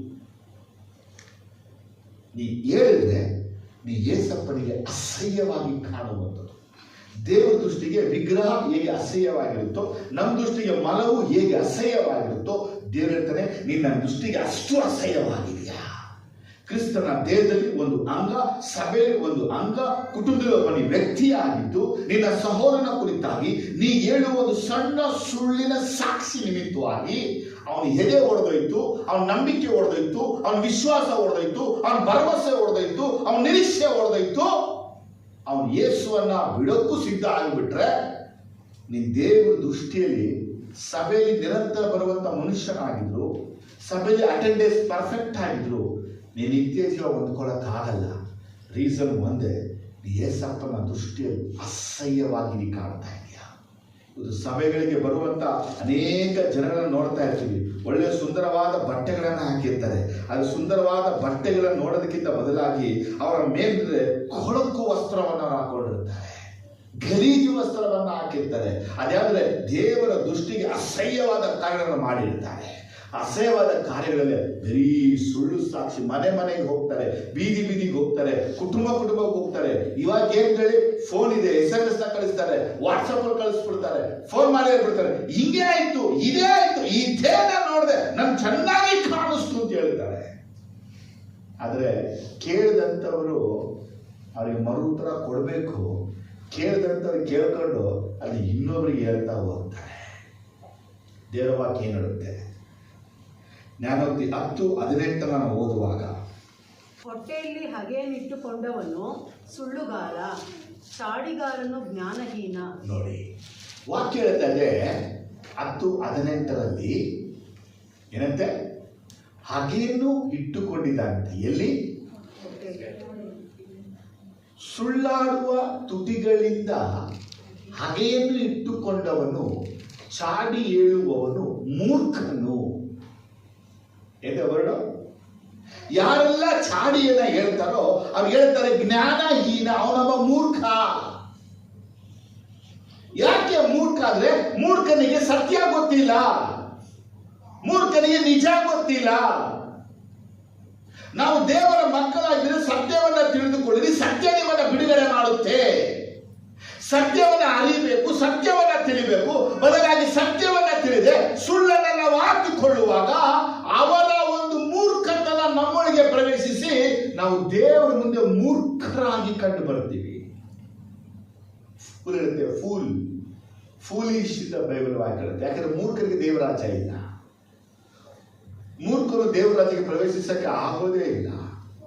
ಯಾವುದೇ ವಿಷಯ, ಯಾವುದೇ ಸಂಗತಿ 2 ಅಥವಾ 3 ಸಾಕ್ಷಿ ಇಲ್ಲದೆ ಅದನ್ನು ನಿರ್ಧರಿಸಬಾರ್ದು ಬಯಲ್ಪಟ್ಟಿದೆ. ಅದೇ ವಾಕ್ಯ ಇಟ್ಕೊಂಡು ನಾವು ಮತ್ತಾಯ ಸುವಾರ್ತೆಯಲ್ಲಿ ಓದುವಾಗ ಯೇಸು ಸ್ವಾಮಿಗೆ ಕಡೆಯಲ್ಲಿ 2 ಬಂದು ನಿಂತು ಸಾಕ್ಷಿ ಕೊಟ್ಟಂತೆ, ಈ ದೇವಾಲಯವನ್ನ ಕೆಡವಿ ನಾನು ಕಟ್ಟಿಯೇ ಬೀಸ್ತೀನಿ ಅಂತೇಳಿ. ನಾಬೋತ್ ಬಂದು ರಾಜನನ್ನು ದೇವರನ್ನು ದೂಷಿಸಿದ ಅಂತೇಳಿ 2 ಕಡೆಯಲ್ಲಿ ಬಂದು ನಿಂತು ಸಾಕ್ಷಿಯನ್ನ ಕೊಟ್ರಂತೆ. ಯೇಸು ಕುರಿತಾಗಿ ಕಡೆಗೆ ಬಂದು 2 ಸಾಕ್ಷಿ ಕೊಟ್ರಲ್ಲ, ಅವರ ಕಥೆ ಏನಾಗಿರಬಹುದು? ನಾಬೋತ್ ಕುರಿತು ಸಾಕ್ಷ್ಯನ ಕೊಟ್ರಲ್ಲ, ಅವರ ಕಥೆ ಏನಾಗಿರಬಹುದು? ದಾವಿದ ವರ್ಷಗಳನ್ನ ಸ್ವಂತ ಮಾಡ್ಕೊಳ್ಳಕ್ಕಾಗಿ, ಉರಿಯನನ್ನ ಕೊಂದಿದ್ದಕ್ಕಾಗಿ ಅವನ ಮನೆಯನ್ನ ಕಟ್ಟಿ ಬಿಟ್ಟೇ ಹೋಗ್ಲಿಲ್ಲ. ಅಂದ್ರೆ ಯೂದನು ಯೇಸುವಿನಿಂದ ಪಾಪ ಮಾಡಿದಕ್ಕಾಗಿ ಅವನ ಹೆಂಡತಿ ವಿಧವೆ ಆಗಲಿ, ಅವನ ಕೆಲಸ ಮತ್ತೊಬ್ಬನಿಗಾಗಲಿ, ಅವನು ಶಾಪಗ್ರಸ್ತನಾಗಲಿ ಅಂತೇಳಿ 109ನೇ ಬಯಲ್ಪಟ್ಟಿದೆ. ಅಂದಮೇಲೆ ಇವತ್ತು ಯಾರ್ಯಾರು 2-3 ಸಾಕ್ಷಿಗಳನ್ನ ಕರ್ಕೊಂಡು ಬಂದು ಒಬ್ಬ ನೀತಿವಂತನ ಮೇಲೆ ಸುಳ್ಳಾದ ವಿಷಯವನ್ನ ಹೋಲಿಸಿ ಸುಳ್ಳಾದ ವಿಷಯನ ಮಾತಾಡ್ತಾರೋ ಇವರಿಗೆ ಭಯಂಕರವಾದ ನ್ಯಾಯ ತೀರ್ಪು ಅದೇ. ಅದು ಯಾರು ಬಿಡಲ್ಲ ದೇವರು. ಅದೇ ದೇವರು ಯಾರಿಗೂ ಬಿಡಲ್ಲ. ಅದಕ್ಕೆ ನೀವು ಯಾವುದೇ ವಿಷಯ ಬಂದ್ರು, ಯಾವುದೇ ಮಾತು ಬಂದ್ರು ಬಿಟ್ಬಿಡಿ. ಅದು ನಿಮ್ಗೆ ಸಂಬಂಧಪಟ್ಟಿದ್ದಲ್ಲ. ಪ್ರಾರ್ಥಿಸಿ. ಮನಸ್ಸು ಬೇಜಾರಾಯ್ತಾ? ಪ್ರಾರ್ಥಿಸಿ. ದೇವರು ನನಗೆ ಸಮಾಧಾನ ಕೊಡು. ವಿಷಯಗಳು ಕಿವಿಗೆ ಬರ್ತಾ ಇದೆ. ಈ ವಿಚಾರ ನಿಮಿತ್ತ ನಾನು ನಂಬಿಕೆಯಲ್ಲಿ ದ್ರೋಹಿ ಆಗ್ಬಾರ್ದು, ಈ ವಿಷಯ ನಿಮಿತ್ತ ನಾನು ವಿಶ್ವಾಸ ಕಳ್ಕೊಳ್ಬಾರ್ದು ಅಂತ ನೀವು ಪ್ರಾರ್ಥಿಸಿ.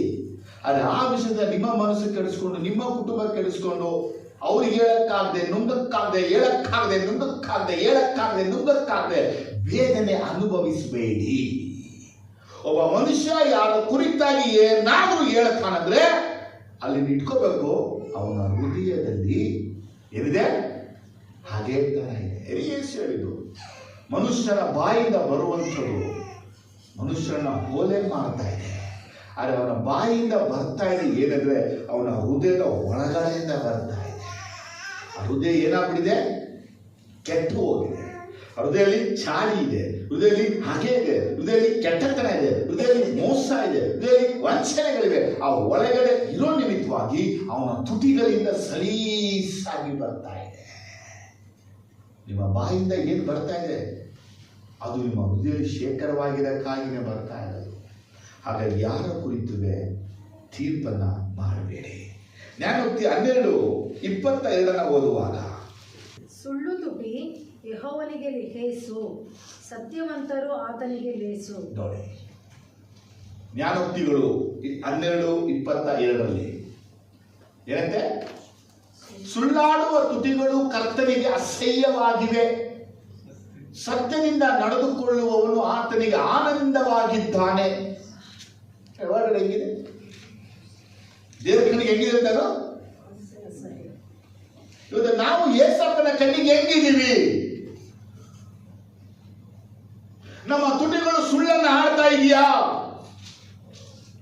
ನಮ್ಮ ತುಟಿಗಳಲ್ಲಿ ಸುಳ್ಳು ಹೊರಡ್ತಾ ಇದೆಯಾ? ಯಾಕೆ ಅವ್ರ ಬಗ್ಗೆ ಹಿಂಗೆ ಹೇಳ್ತಾ ಇದ್ದೀರಾ? ಏನಕ್ಕೆ ಅವ್ರ ಬಗ್ಗೆ ಹಿಂಗೆಲ್ಲ ಮಾತಾಡ್ತಾ ಇದ್ದೀರಾ? ಮಾತಾಡಬೇಡಿ. ಇನ್ನೊಂದು ವಾಕ್ಯ ನೋಡಿ, ಜ್ಞಾನೋಕ್ತಿಗಳು 14:25. ಸತ್ಯ ಸಾಕ್ಷಿಯು ಪ್ರಾಣ ರಕ್ಷಕ, ಸತ್ಯ ಸಾಕ್ಷಿಯು ಪ್ರಾಣ ರಕ್ಷಕ, ಸುಳ್ಳು ಸಾಕ್ಷಿಯು ವಂಚಕ. ಏನಂತೆ? ಸತ್ಯ ಸಾಕ್ಷಿಯು ಪ್ರಾಣಗಳನ್ನು ತಪ್ಪಿಸುತ್ತಾನೆ, ಮೋಸದ ಸಾಕ್ಷಿಯು ಸುಳ್ಳುಗಳನ್ನು ಹರಡುತ್ತಾನೆ. ನೋಡಿ, ವಾಕ್ಯಗಳನ್ನ ನಮ್ಮಿಂದ ಅವರ ಪ್ರಾಣ ಉಳಿಸ್ಬೇಕು, ನಮ್ಮಿಂದ ಪ್ರಾಣ ಹೋಗಬಾರದು. ಜ್ಞಾನೋಕ್ತಿ 14:28 ತುಂಟನು ಜಗಳ ಬಿತ್ತುತ್ತಾನೆ, ಚಾಡಿಕೋರನು ಮಿತ್ರರನ್ನು ಅಗಲಿಸುತ್ತಾನೆ. ನೋಡಿ, ಚಾಡಿಕೋರನು ಏನಂತೆ? ಮೂರ್ಖನು ಜಗಳಗಳನ್ನು ಬಿತ್ತುತ್ತಾನೆ, ಪಿಸುಗುಟ್ಟುವವನು ಪ್ರಮುಖ ಸ್ನೇಹಿತರನ್ನು ಅಗಲಿಸುತ್ತಾನೆ. ಯಾರಂತೀರು? ಇಂಗ್ಲಿಷ್ ಇದೆ ಚೀಪ್ ಫ್ರೆಂಡ್ಸ್ ಅಂತಾರಲ್ಲ, ಮೇಲ್ಗಡೆ ಕ್ಲೋಸ್ ಫ್ರೆಂಡ್ ಇದೆ, ಚೀಪ್ ಫ್ರೆಂಡ್ಸ್. ನಮ್ಗೆ ಯಾರು ಕ್ಲೋಸ್ ಫ್ರೆಂಡ್ ಆಗಿರ್ತಾರೋ ಅವ್ರ ಬಳಿನೇ ಹೋಗಿ ಚಾಡಿ ಹೇಳೋದು. ನಮ್ಗೆ ಯಾರು ಸಪೋರ್ಟ್ ಆಗಿರ್ತಾರೆ, ನಮ್ಗೆ ಯಾರು ಹೆಲ್ಪ್ ಆಗಿರ್ತಾರೆ, ನಮ್ಗೆ ಯಾರು ಯೂಸ್ಫುಲ್ ಆಗಿರ್ತಾರೋ ಅವ್ರ ಬಳಿನೇ ಹೋಗಿ ಚಾಡಿ ಹೇಳೋದು. ಇವ್ರು ಹಿಂಗೆ ಮಾಡಿದ್ರು, ನಿನ್ ಬಗ್ಗೆ ಹಿಂಗೆ ಹೇಳಿದ್ರು, ನಿನ್ ರೀತಿ ಹೇಳಿದ್ರು, ನಿನ್ಗೆ ಹೇಳ್ಬಿಟ್ರು. ಯಾರಾದ್ರೂ ಬಂದು ನಮ್ಮ ಹತ್ರ ಈ ರೀತಿ ವಿಷಯ ಹೇಳುವಾಗ ನಾವು ಏನ್ ಮಾಡ್ತೀವಿ? ಅವ್ರ ಫ್ರೆಂಡ್ಶಿಪ್ ನ ದೂರ ಮಾಡ್ತೀವಿ. ಅವ್ರು ಹೇಳ್ಬಿಟ್ರಲ್ಲ, ನಂಬಿಟ್ರ ನಾವು. ಆದ್ರೆ ಆ ವ್ಯಕ್ತಿ ನಿನಗೆ ಈ ವ್ಯಕ್ತಿ ಕುರಿತು ಮಾತಾಡ್ತಂದ್ರೆ ಆ ವ್ಯಕ್ತಿಯ ಹೃದಯದಲ್ಲಿ ಇವನ ಕುರಿತು ಹಗೆ ಇದೆ. ಆ ಹಗೆಯ ನಿಮಿತ್ತವಾಗಿ ಅವನು ಇವ್ರಿಗೇನು ಮಾಡಕ್ ಆಗ್ತಾ ಇಲ್ಲ. ಅವ್ನಿಗೆ ಯಾರು ಕ್ಲೋಸ್ ಆದರೋ ಅವನ್ ಹೋಗಿ ಹೇಳ್ತಾ ಇದ್ದಾನೆ. ಏನ್ ಹೇಳ್ತಾ ಇದ್ರೆ, ನಿನ್ನ ಕುರಿತು ಹಿಂಗೆ ಹೇಳಿದ್ರು, ಹಿಂಗ್ ಪ್ರವಾದಿ ಹೇಳಿದ್ರು, ಈಗ ಸುಳ್ಳಾಗಿ ಅಂದ್ಬಿಟ್ರು. ಆಗ ನಮ್ಮ ಮನಸ್ಸಿಗೆ ಏನಾಗುತ್ತೆ ಗೊತ್ತಾ? ನಾವು ಅವನನ್ನ ನಂಬಿದ್ದೀವಿ, ಅವನು ನಮ್ಮ ಜೊತೆ ಇದ್ದಾನೆ, ಅವನು ಹೇಳೋದಲ್ಲ ಸತ್ಯ ಅಂತ ನಾವು ಅನ್ಕೊಂಡಿದ್ದೀವಿ. ಅದೇ ವಾಕ್ಯ ಹೇಳುತ್ತೆ, ಯಾವಾಗ ನಮ್ಮ ಫ್ರೆಂಡ್ಶಿಪ್ ದೂರ ಆಗುತ್ತೋ, ನಮ್ಮ ಸ್ನೇಹ ದೂರ ಆಗುತ್ತೋ, ಅದಕ್ಕೆ ಕಾರಣ ಚಾಳಿಯ ಮಾತುಗಳು. ದೇವ್ರ ಬಳಿ ಹೋಗಿ, ಯೇಸಪ್ಪನ ಬಳಿ ಹೋಗಿ, ಪವಿತ್ರಾತ್ಮ ಹೊಂದಿದ್ದೀರಾ, ಅಭಿಷೇಕ ಹೊಂದಿದ್ದೀರಾ, ಪ್ರಾರ್ಥನೆ ಮಾಡಿ ದೇವ್ರ ಜೊತೆ ಮಾತಾಡ್ತಾರೆ. ಯಾವುದು ಸತ್ಯ, ಯಾವುದು ಸುಳ್ಳು ಪ್ರಕಟಿಸ್ತಾರೆ. ಇನ್ನು ಮೇಲೆ ಮನುಷ್ಯರ ಮಾತನ್ನ ನಂಬಬೇಡಿ. ನಿಮ್ ಜೊತೆ ಯಾರೇ ಬಂದು ಏನೇ ಮಾತು ನಂಬಬೇಡಿ. ದೇವ್ರ ಬಳಿ ಹೋಗಿ ಕೇಳಿ ಯೇಸಪ್ಪನ್ನ. ಇವತ್ತು ಅನೇಕ ಸಭೆಗಳಲ್ಲಿ ಮಾತಾಡಲ್ಲ. ಅವ್ರ ಕಂಡ್ರೆ ಇವ್ರಿಗಾಗಲ್ಲ, ಇವ್ರ ಕಂಡ್ರೆ ಆಗಲ್ಲ, ಒಬ್ರಿಗೊಬ್ರು ವಿಶ್ ಮಾಡೋದೇ ಇಲ್ಲ. ಸುಮ್ಮನೆ ಹಂಗೆ ಹೋಗ್ತಿರ್ತಾರೆ, ಮುಖ ತಿನ್ಸ್ಕೊಂಡು ಹೋಗ್ತಾರೆ. ಏನು ಒಳಗೆ ದ್ವೇಷ, ಹಿಂಗೆ ಹೇಳ್ಬಿಟ್ರು, ಹಂಗೆ ಹೇಳ್ಬಿಟ್ರು. ಅದು ಇದನ್ನ ಕ್ಲಾರಿಫಿಕೇಶನ್ ಮಾಡೋ ತನಕ ನಮ್ಮ ಒಳಗೆ ಹಾಗೆ ಇದೆ, ಅವ್ರ ಮೇಲೆ ಕೋಪ ಇದೆ. ಒಂದ್ ದಿನ ನಮಗೆ ಮರಣ ಬಂದ್ರೆ ನಿತ್ಯ ಜೀವನ ಹೊಂದ್ಕೊಳಕ್ಕಾಗಲ್ಲ. ಯಾಕೆ? ನನ್ನ ಒಳಗೆ ಸಹೋದರ ಪ್ರೀತಿ ಇಲ್ಲ, ನನ್ನ ಒಳಗೆ ದ್ವೇಷ ಇದೆ, ನನ್ನ ಒಳಗೆ ಕೆಟ್ಟದು ವಾಸ ಮಾಡ್ತಾ ಇದೆ. ನಿಮ್ಮಿಂದ ಯಾರ friendship ಒಡೆಯಲ್ಪಟ್ಟಿದ್ಯಾ?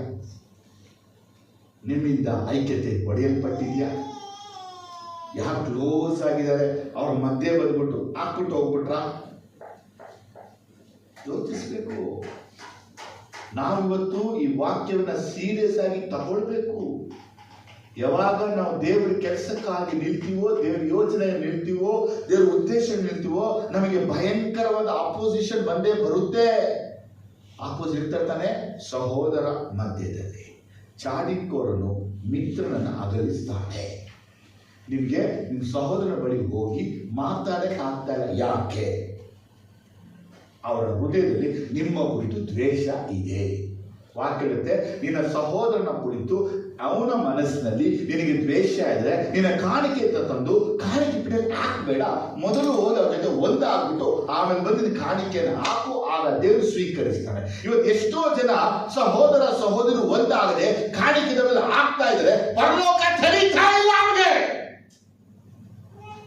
The gates of heaven ತೆರೆದುಕೊಳ್ಳಬೇಕಾಗಿತ್ತು, ಅದು gates of heaven ಕ್ಲೋಸ್ ಆಗ್ಬಿಟ್ಟಿದೆ. ರೀಸನ್ ಏನಪ್ಪ ಅಂದ್ರೆ ನಿನ್ ಸಹೋದರ ಮೇಲೆ ದ್ವೇಷ ಇಟ್ಟುಕೊಂಡು ನಿನ್ನ ಕಾಣಿಕೆ ದೇವರಿಗೆ ಮೆಚ್ಚುಗೆ ಆಗಲ್ಲ. ಹೇಬೆಲನ ಕಾಣಿಕೆ ದೇವರು ಮೆಚ್ಕೊಂಡ್ರು, ಕಾಯಿನ ಕಾಣಿಕೆ ಮೆಚ್ಕೊಳ್ಳೇ ಇಲ್ಲ. ಯಾಕೆಂದ್ರೆ ತಮ್ಮನ ಮೇಲೆ ದ್ವೇಷ. ದೇವರು ನಮ್ಮ ಕ್ರಿಯೆಗಳು ಕಾರ್ಯಗಳನ್ನ ನೋಡ್ಬಿಟ್ಟು ಮೆಚ್ಕೊಳ್ಳಲ್ಲ, ಹೃದಯವನ್ನ ನೋಡಿ ಮೆಚ್ಕೊಳ್ಳೋನು. ನಮ್ಮ ಹೃದಯ ದೇವರಿಗೆ ನೇರ್ಮೆ ಹಾಕಿದ, ಸತ್ಯವಾಗಿದೆಯಾ, ಪ್ರಾಮಾಣಿಕವಾಗಿದೆ, ದೇವರು ನೋಡ್ತಾ ಇದ್ದಾನೆ.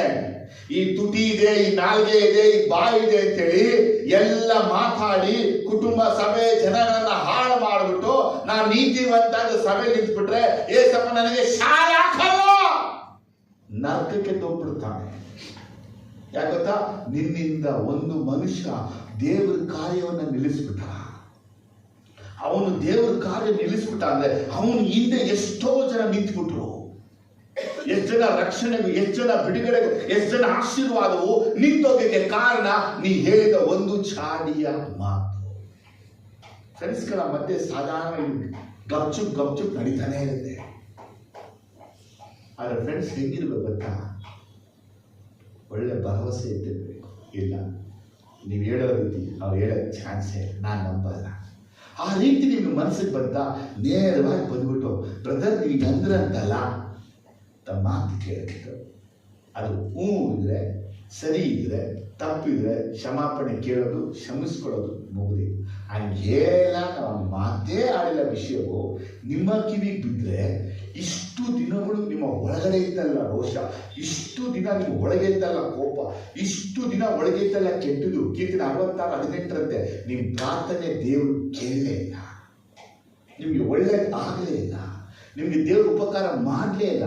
ಕಾರಣ ಏನಂದ್ರೆ ನಿಮ್ಮ ಪ್ರಾರ್ಥನೆ ಮುಟ್ಟಿದ ಕಾರಣ ಹೃದಯದಲ್ಲಿ ಕೆಟ್ಟದು ವಾಸವಾಗಿತ್ತು. ನೀವು ಏನ್ ಮಾಡಿದ್ರೆ ಹೇಗೆ ಬ್ಯಾಂಕಲ್ಲಿ ಹೋಗ್ಬಿಟ್ಟು ದುಡ್ಡನ್ನ ತಗೋತಿರೋ ಆ ರೀತಿ ನಿಮ್ಗೆ ಯಾವ್ದಾದ್ರು ವಿಚಾರ ಬಂದ್ರೆ ನಿಮ್ ಕೆಲಸ ಕಾರ್ಯೆಲ್ಲ ಬದಿಲ್ಬಿಟ್ಟು ಫಸ್ಟ್ ಅವ್ರ ಹತ್ರ ಹೋಗ್ಬಿಟ್ಟು ನನ್ಗೆ ಒಂದು ವಿಷಯ ಬಂದಿದೆ, ಇದು ನಿಜಾನ ಸುಳ್ಳು ನನ್ಗೆ ಹೇಳ್ಬಿಡಿ. ನಮ್ಮ ಹೃದಯದಲ್ಲಿ ಕೆಟ್ಟದ್ದು ವಾಸ ಮಾಡಲ್ಲ. ನಾವೇನ್ ಮಾಡ್ತೀವಿ ಹೇಳಿ? ಅವ್ರ ಹೋಗಲ್ಲ, ಜೊತೆ ಸೇರಲ್ಲ, ಮಾತು ಆಡಲ್ಲ, ದೂರ ನಾವೇನ್ ನೋಡಿದ್ರೆ ನನ್ನ ಬಗ್ಗೆ ಹೇಳ್ಬಿಟ್ರು, ನನ್ನ ರೀತಿ ಮಾತಾಡ್ಬಿಟ್ರು, ಇವ್ರ ಬಗ್ಗೆ ಎಷ್ಟು ಪ್ರೀತಿ ಇಟ್ಟಿದೆ, ಇವ್ರ ಬಗ್ಗೆ ಈಗೆಲ್ಲ ಇಟ್ಟಿದೆ, ಇವ್ರು ಹಿಂಗೆ ಮಾಡಿಬಿಟ್ಟಿರ್ತೇಳಿ ನಾವು ದೂರ ಆಗೋದು. ಇಲ್ಲಿ ಲಾಭ ಯಾರಿಗೆ ಗೊತ್ತಾ? ಸೈತಾನ್ಗೆ, ದೇವರಲ್ಲ. ಯಾಕೆ? ವಾಕ್ಯ ಹೇಳುತ್ತೆ ಪ್ರಕಟಣೆ 12:10 ಸಹೋದರರ ಮಧ್ಯದಲ್ಲಿ ದೂರುಗಾರನನ್ನು ದೊಬ್ಬಲ್ಪಟ್ಟಿದ್ದಾನೆ. ರೆವಲೇಷನ್ 12:10. ಆದರೆ ಚಾಡಿ ಹೇಳೋದು, ದೂರ ಹೇಳೋದು, ಕಂಪ್ಲೇಂಟ್ ಮಾಡೋದೆಲ್ಲ ಎಲ್ಲಿಂದ ಬರ್ತಾರದಲ್ಲ? ಸೈತಾನ್. ಅವನು ಯಾರ ಬಗ್ಗೆ ಹೇಳ್ತಾ ಇದ್ದಾನೆ? ಸಹೋದರರ ಬಗ್ಗೆನೆ ಹೇಳ್ತಾ. ಅವನಿಗೆ ಯಾರು ಸಹೋದರರಿದ್ದಾರೆ? ಸೈತಾನ್ ಯಾರು ಸಹೋದರರಿದ್ದಾರೆ? ಇದು ಸಹೋದರರು ಯಾರು? ನಾವೆಲ್ಲ ಸಹೋದರ ಸಹೋದರಿಗಳು. ನಮ್ಮ ಮಧ್ಯೆ ಏನ್ ಮಾಡ್ತಾ ಇದ್ದಾನೆ? ದೇವರಿಗೆ ಎತ್ಕೊಂಡು ದೂರನ ಹೇಳ್ತಾ ಇದ್ದಾನೆ. ಇವತ್ತು ನಾವು ಏನ್ ಮಾಡ್ತಾ ಇದೀವಿ? ಏಸಪ್ಪ ನನಗೆ ಹಿಂಗೆ ಹೇಳ್ತಾರೆ, ಏಸಪ್ಪ ಹಿಂಗೆ ಹೇಳ್ತಾರೆ. ದೇವರ ಮಕ್ಕಳೇ, ನೀನು ಇಲ್ಲ ಅಂದ್ಮೇಲೆ, ನೀನು ಈ ರೀತಿ ಇಲ್ಲ ಅಂದ್ಮೇಲೆ, ನೀ ಈ ತರ ಇಲ್ಲ ಅಂದ್ಮೇಲೆ ಇದೆಲ್ಲ ಗಾಳಿ ಮಾತ್ರ ಬಿಟ್ಬಿಡು. ನೀನೋ ಕರ್ತನಲ್ಲಿ ದಿನವೆಲ್ಲ ಭಯಭಕ್ತುಳ್ಳವನಾಗಿ ಕರ್ತನ ಮಾರ್ಗ ನಡೆಯುವಂಥವನಾಗಿರು. ಅವ್ರಿಗಾಗಿ ಇವ್ರಿಗಾಗಿ ನಿಮ್ಮನ್ನ ಬದಲಾವಣೆ ಮಾಡ್ಕೊಳ್ಬೇಡಿ. ನಿನ್ ಕೆಲಸದಲ್ಲಿ ನಿರಂತರಾಗಿದೆ. ಎಚ್ಚರಿಕೆ ವಿಷಯ. ಜ್ಞಾನೋಕ್ತಿ 20:19 ಹೇಳುತ್ತೆ, ಚಾಡಿಕೋರನು ಗುಟ್ಟನ್ನ ರಟ್ಟು ಮಾಡುವ. 20:19 ಗುಟ್ಟುಗಳನ್ನ ರಟ್ಟು ಮಾಡುವ ಕೆಲಸ ಯಾರಲ್ಲಿ? ಚಾಡಿಕೋರು. ಜ್ಞಾನೋಕ್ತಿಗಳು 26:20 ಚಾಡಿಕೋರನು ಇಲ್ಲದಿದ್ದರೆ ಜಗಳ ಶಮನವಾಗುವುದು. ಏನಂತೆ? ಚಾಡಿಕೋರು ಮಾಡ್ತಾನೆ, ಗುಟ್ಟನ ರಟ್ಟು ಮಾಡ್ತಾನೆ.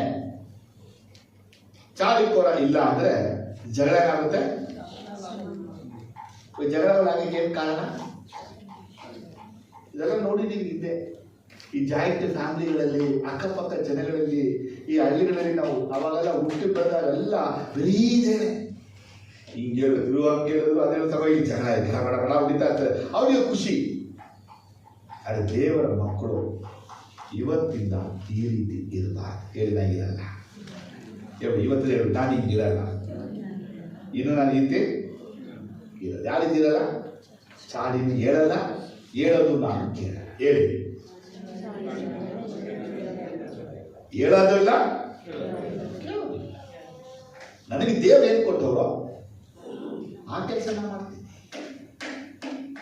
ನಮ್ಮ ಕುರಿತು ದೇವರು ಚೆನ್ನಾಗಿ ಬಲ್ಲವನಾಗಿದ್ದಾನೆ. ನಮ್ಮ ಹೃದಯವೇ ನಮ್ಮ ಮೇಲೆ ತಪ್ಪಾಗಿ ಓಡಿಸಿದ್ರು ಆ ಹೃದಯವನ್ನು ಸಮಾಧಾನ ಪಡಿಸಕ್ಕೆ ದೇವರೇ ಇದ್ದಾನೆ ಅಂದ ಮೇಲೆ ನಮ್ಮ ಕುರಿತು ಹಾಡೋ ಬಾಯಿಗೂ ನಮ್ಮ ಕುರಿತು ಹಾಡುವಂತ ಸಾಕ್ಷಿಗಳಿಗೂ ನಾವು ಯಾವತ್ತೂ ಕಿವಿಗೊಟ್ಟು ನಮ್ಮ ನಂಬಿಕೆ ವಿಶ್ವಾಸಗಳನ್ನ ಹಾಳು ಮಾಡಿಕೊಳ್ಬಾರ್ದು. ಕೀರ್ತನೆ ಬರ್ತಾ ದಾವಿದ ಹೇಳ್ತಾರೆ 31:13 ಅನೇಕರು ನನ್ನ ಪ್ರಾಣ ತೆಗೆಯಬೇಕೆಂದು ಒಳಸಂಚು ಮಾಡುತ್ತಿದ್ದಾರೆ, ಅವರು ಪಿಸುಗುಟ್ಟುವ ಮಾತುಗಳು ನನ್ನ ಕಿವಿಗೆ ಬಿದ್ದವೆ. ನೋಡಿ, ಇದು ಚೆನ್ನಾಗಿದೆ. ನಾನು ಅನೇಕರ ಚಾಡಿಗಳನ್ನು ಕೇಳಿದ್ದೇನೆ, ಸುತ್ತಲೂ ಭಯ ಅದೇ, ನನಗೆ ವಿರುದ್ಧವಾಗಿ ಆಲೋಚನೆ ಮಾಡಿ ನನ್ನ ಪ್ರಾಣ ತೆಗೆದುಕೊಳ್ಳುವುದಕ್ಕೆ ಅವರು ಯೋಚಿಸುತ್ತಾರೆ. ದಾವಿದ ಮಾತನಾಡಿ ದಾವಿದ ಹೇಳ್ತಾರೆ, ಅವನ ಸುತ್ತ ಅನೇಕ ಏನ್ ಮಾಡ್ತಾ ಇದ್ರಂತೆ? ಚಾಡಿಯನ್ನ. ಇದರಿಂದ ಅವ್ನಿಗೆ ಏನಾಯ್ತಂತೆ? ಇವ್ರು ಏನೇ ಕೇಳ್ತಾರೆ ಚಾಡಿ ಅಂದ್ರೆ ಅವನ ಪ್ರಾಣವನ್ನ ಜಸ್ಟ್ ಇಮ್ಯಾಜಿನೇಷನ್ ಮಾಡಿ. ದೇವರ ಅಭಿಷೇಕ ಮಾಡಿದರೆ ಸೌಲ್ಗೆ, ಅವರ ಅಭಿಷೇಕ ಕಳ್ಕೊಂಡ. ದೇವರ ಅಭಿಷೇಕ ಮಾಡಿದ್ರೆ ಈಗ ದಾವಿದನಿಗೆ, ದೇವರ ಯೋಜನೆಯನ್ನು ದೇವರು ಇಟ್ಟಿದ್ದಾನೆ. ದಾವಿದ ಯೇಸು ಸ್ವಾಮಿಗೆ ಒಂದು ಹಳೆ ಒಡಂಬಡಿಕೆಗೆ ಒಂದು ಹೋಲಿಕೆಯಾಗಿ ಬರ್ತಾನೆ. ಈಗ ದಾವಿದನೇ ರಾಜ್ಯದಲ್ಲಿ, ದಾವಿದನ ಕುಟುಂಬದಲ್ಲಿ ಯೇಸು ಸ್ವಾಮಿ ಹುಟ್ಟು ಬರೆದು ಪ್ರವಾದನೆ ಸ್ವಲ್ಪ ಬಯಲ್ಪಟ್ಟಿದೆ. ಆದರೆ ಅವನ ಜೀವನದಲ್ಲಿ ಚಾಡಿಗಳನ್ನ ಹೇಳಿ ಅವನ ಕುಗ್ಸಕ್ಕಾಗಿ ಪ್ರಯತ್ನ ಪಟ್ಟಲ್ಲ. ಒಂದು ವೇಳೆ ದಾವಿದ ಚಾಡಿಗಳಿಗೆ ಒಳಗಾಗಿ ಆತ್ಮ ನಷ್ಟಪಟ್ಟಿದ್ರೆ ಅವನ ಕುರಿತು ಎಳಪಟ್ಟ ಪ್ರವಾದನೆ, ಪ್ರಕಟಣೆ, ವಾಗ್ದಾನಗಳ ಕಥೆ ಏನು? ದಾವಿದನ ಸಂತಾನದಲ್ಲಿ ಸೊಲೊಮೋನ್ ಬಂದು ದೇವರ ಆಲಯವನ್ನು ಕಟ್ಟಬೇಕು, ದೇವರ ಯೋಚನೆ ಆಗಿದೆ. ಈಗ ದಾವಿದನೇ ಇಲ್ಲ ಅಂದಮೇಲೆ ಸೊಲೊಮೋನ್ ಬಂದು ಆಲಯ ಕಟ್ಟೋದು ಎಲ್ಲಿ? ನಾವು ಯಾರ ಕುರಿತು ಏನು ಮಾತಾಡ್ತಾ ಇದೀವೋ ಅವರ ಜೀವನದಲ್ಲಿ ದೇವರ ಉದ್ದೇಶ, ಅವ್ರ ಜೀವನದಲ್ಲಿ ದೇವರ ಸಂಕಲ್ಪ ಕಂಡುಕೊಂಡಿದೀವಾ? ನಾವು ಯಾರ ಕುರಿತು ಸಾಕ್ಷಿ ಕೊಡ್ತಾ ಇದೀವೋ ಅವರ ಮೇಲೆ ಇರುವಂತಹ ಅಭಿಷೇಕದ ಕುರಿತು ನಮ್ಗೆ ಯೋಚನೆ ಇದೆಯಾ? ಯಾವಾಗ ಒಬ್ಬ ಮನುಷ್ಯ ನಮ್ಮ ಕುರಿತು ಅವನ ಹಗೆ ಇಟ್ಟಿರ್ತಾನೋ, ದ್ವೇಷ ಇಟ್ಟಿರ್ತಾನೋ, ಅದನ್ನ ತೀರಿಸ್ಕೊಳ್ಳಕ್ಕಾಗದ ನಿಮಿತ್ತ ಏನಾದ್ರೂ ಮಾಡ್ತಾನೆ. ಅವನ ಪ್ರೇರೇಪಣೆ ಮಾಡ್ತಾರೋದು ಯಾರು? ಸೈತಾನ. ನಾವು ಸೈತಾನಿಗೆ ಸಹೋದರಗಳಾಗ್ಬಿಟ್ಟು ನಮ್ಮ ಸಹೋದರ ಮಧ್ಯದಲ್ಲಿ ದೇವರ ಉದ್ದೇಶಕ್ಕೆ ನಾವು ತಡೆಗಳಾಗಿ ನಿಂತು ಬಿಟ್ಟಿದ್ದೀವಿ. ಬೇರೆ ಏನಾದರೂ ಒಂದು ಮಾತು ಎರಡೇ, ಕೆಲವರಿಗೆ ಅವ್ರ ಮೇಲಿರುವಂಥ ಅಭಿಷೇಕ ಆಗಿರ್ಬೋದು, ಕೆಲವರಿಗೆ ಅವ್ರ ಮೇಲೆ ಇರುವಂಥ ಸೇವೆ ಆಗಿರ್ಬೋದು, ಕೆಲವರಿಗೆ ಅವ್ರ ಮೇಲೆ ದೇವರು ಕೊಡುವಂಥ ಹೊರೆಗಳು ಅರ್ಥನೇ ಆಗಲ್ಲ. ಅವ್ರ ದೃಷ್ಟಿಗೆ ಅವ್ರು ಮಾಡೋದು ತಪ್ಪಾಗಿರುತ್ತೆ. ದಯವಿಟ್ಟು ನೀವು ಸೌಲನಂತೆ ದೃಷ್ಟಿಸಿ ನೋಡಬೇಡಿ. ನನಗೆ ಬಂದಿರುವಂಥ ಪ್ರತಿಯೊಬ್ಬರಿಗೆ ಹೇಳ್ತೀನಿ, ಎಲ್ಲ ಜೀವನದಲ್ಲಿ ಯೇಸಪ್ಪನ ಯೋಜನೆ ಒಂದೇ ಇಲ್ಲ. ನಿಮ್ಗೆಲ್ಲರಿಗೂ ಯೇಸಪ್ಪನ ಒಂದೇ ಕರೆ ಇಲ್ಲ. ಗಂಡ ಹೆಂಡತಿನೇ ಆಗಿದ್ರು ನಿಮ್ಮಿಬ್ಬರಿಗೂ ಕೊಡಲ್ಪಟ್ಟಂತ ವರಗಳೇ ಬೇರೆ, ಅಭಿಷೇಕಗಳ ಬೇರೆ, ಒಂದೇ ಅಲ್ಲ. ಸೌಲು ಕೊಟ್ಟಿದೆ ಬೇರೆ, ದಾವೀದ್ ಕೊಟ್ಟಿದೆ ಬೇರೆ, ಸೊಲೊಮೋನ್ ಕೊಟ್ಟಿದೆ ಬೇರೆ, ಆಸನು ಕೊಟ್ಟಿದೆ ಬೇರೆ, ಯೆರೆಮೀಯನ ಅಭಿಷೇಕ ಬೇರೆ, ಎಲಿಯನ ಅಭಿಷೇಕ ಬೇರೆ, ಯೆಶಾಯನ ಅಭಿಷೇಕ ಬೇರೆ, ಎಸೆಕಿಯೇಲನ ಅಭಿಷೇಕ ಬೇರೆ. ಇವರೆಲ್ಲ ಪ್ರವಾದಿಗಳೇ ಆಗಿದ್ರು. ಇವರಿವರ ಸೇವೆಯ ಮಾರ್ಗ, ಸೇವೆಯ ಬಾಗಿಲು, ಸೇವೆಯ ಜಾಗ ವ್ಯತ್ಯಾಸವಾಗಿತ್ತು.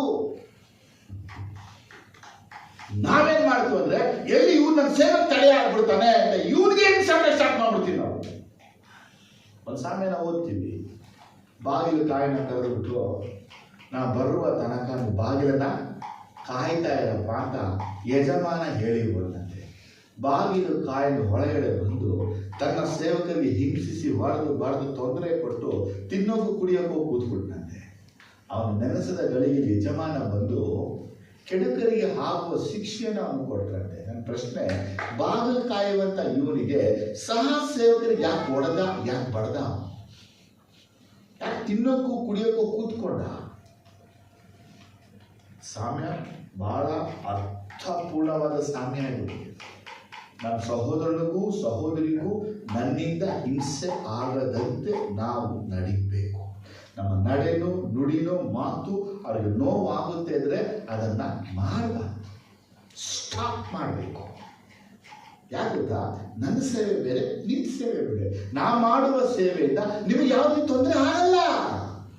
ಅಪೊಸ್ತಲರ ಸೇವೆ ಬೇರೆ, ಪೌಲನ ಸೇವೆ ಬೇರೆ. ಪೇತ್ರನಿಗೂ ಪೌಲನಿಗೂ ಯಾವ ಸಂಬಂಧ ಇಲ್ಲ ಸೇವೆ ಮಾಡೋದ್ರಲ್ಲಿ. ಪೇತ್ರನ ಪ್ರೇರಣೆ ಮಾಡಿದಂತ ದೇವರು, ಪೇತ್ರನ ಕರೆದ ದೇವರು ಪೌಲನಿಗೂ ಕರೆದವನೇ, ಪೌಲನಿಗೂ ಪ್ರೇರಣೆ ಮಾಡಿದ್ದಾನೆ.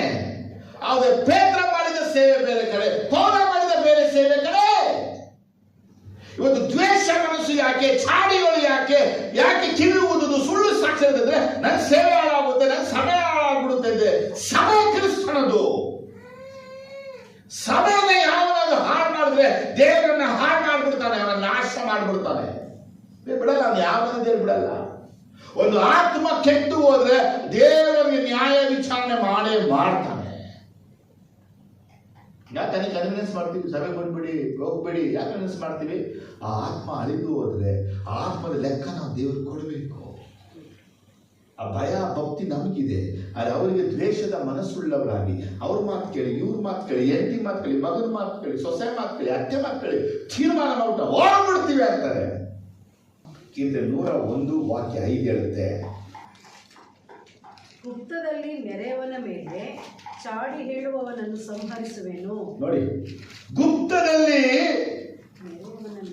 ನೆರೆಯವನ ಮೇಲೆ ಚಾಡಿ ಹೇಳುವವನನ್ನು ಸಂಹರಿಸುವೆನು. ಅರ್ಥ ಏನಪ್ಪ? ಈಗ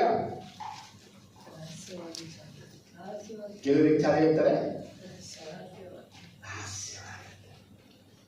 ಅದಕ್ಕೆ ನಾವ್ ಹೇಳ್ಬೇಕು, ಕೇಳ್ಕೋಬೇಕಾ? ಸಲ ಓದಿ.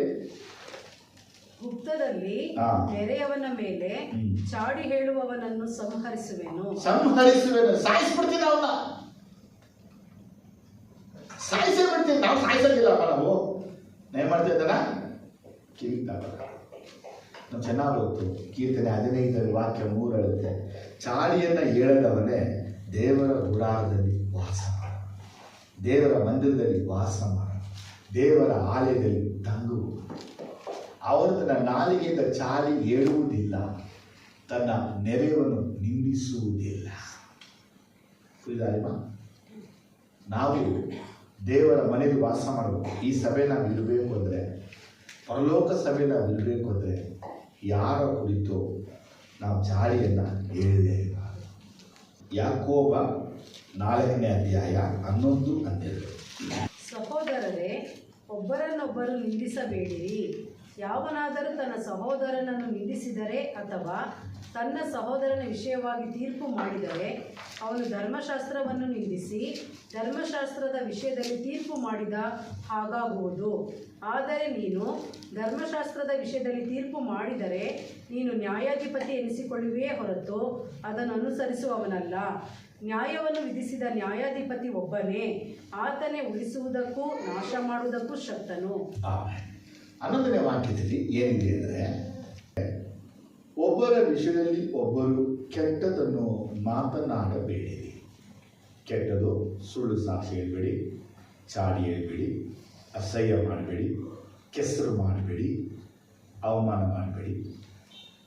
ಯಾವನಾದರೂ ತನ್ನ ಸಹೋದರನ ವಿಷಯದಲ್ಲಿ ಕೆಟ್ಟದಾಗಿ ಮಾತನಾಡಿದರೆ ಅಥವಾ ತನ್ನ ಸಹೋದರನ ವಿಷಯವಾಗಿ ತೀರ್ಪು ಮಾಡಿದರೆ ಅವನು ನ್ಯಾಯ ಪ್ರಮಾಣದ ವಿಷಯದಲ್ಲಿ ಕೆಟ್ಟದಾಗಿ ಮಾತಾಡಿ ನ್ಯಾಯ ಪ್ರಮಾಣದ ವಿಷಯದಲ್ಲಿ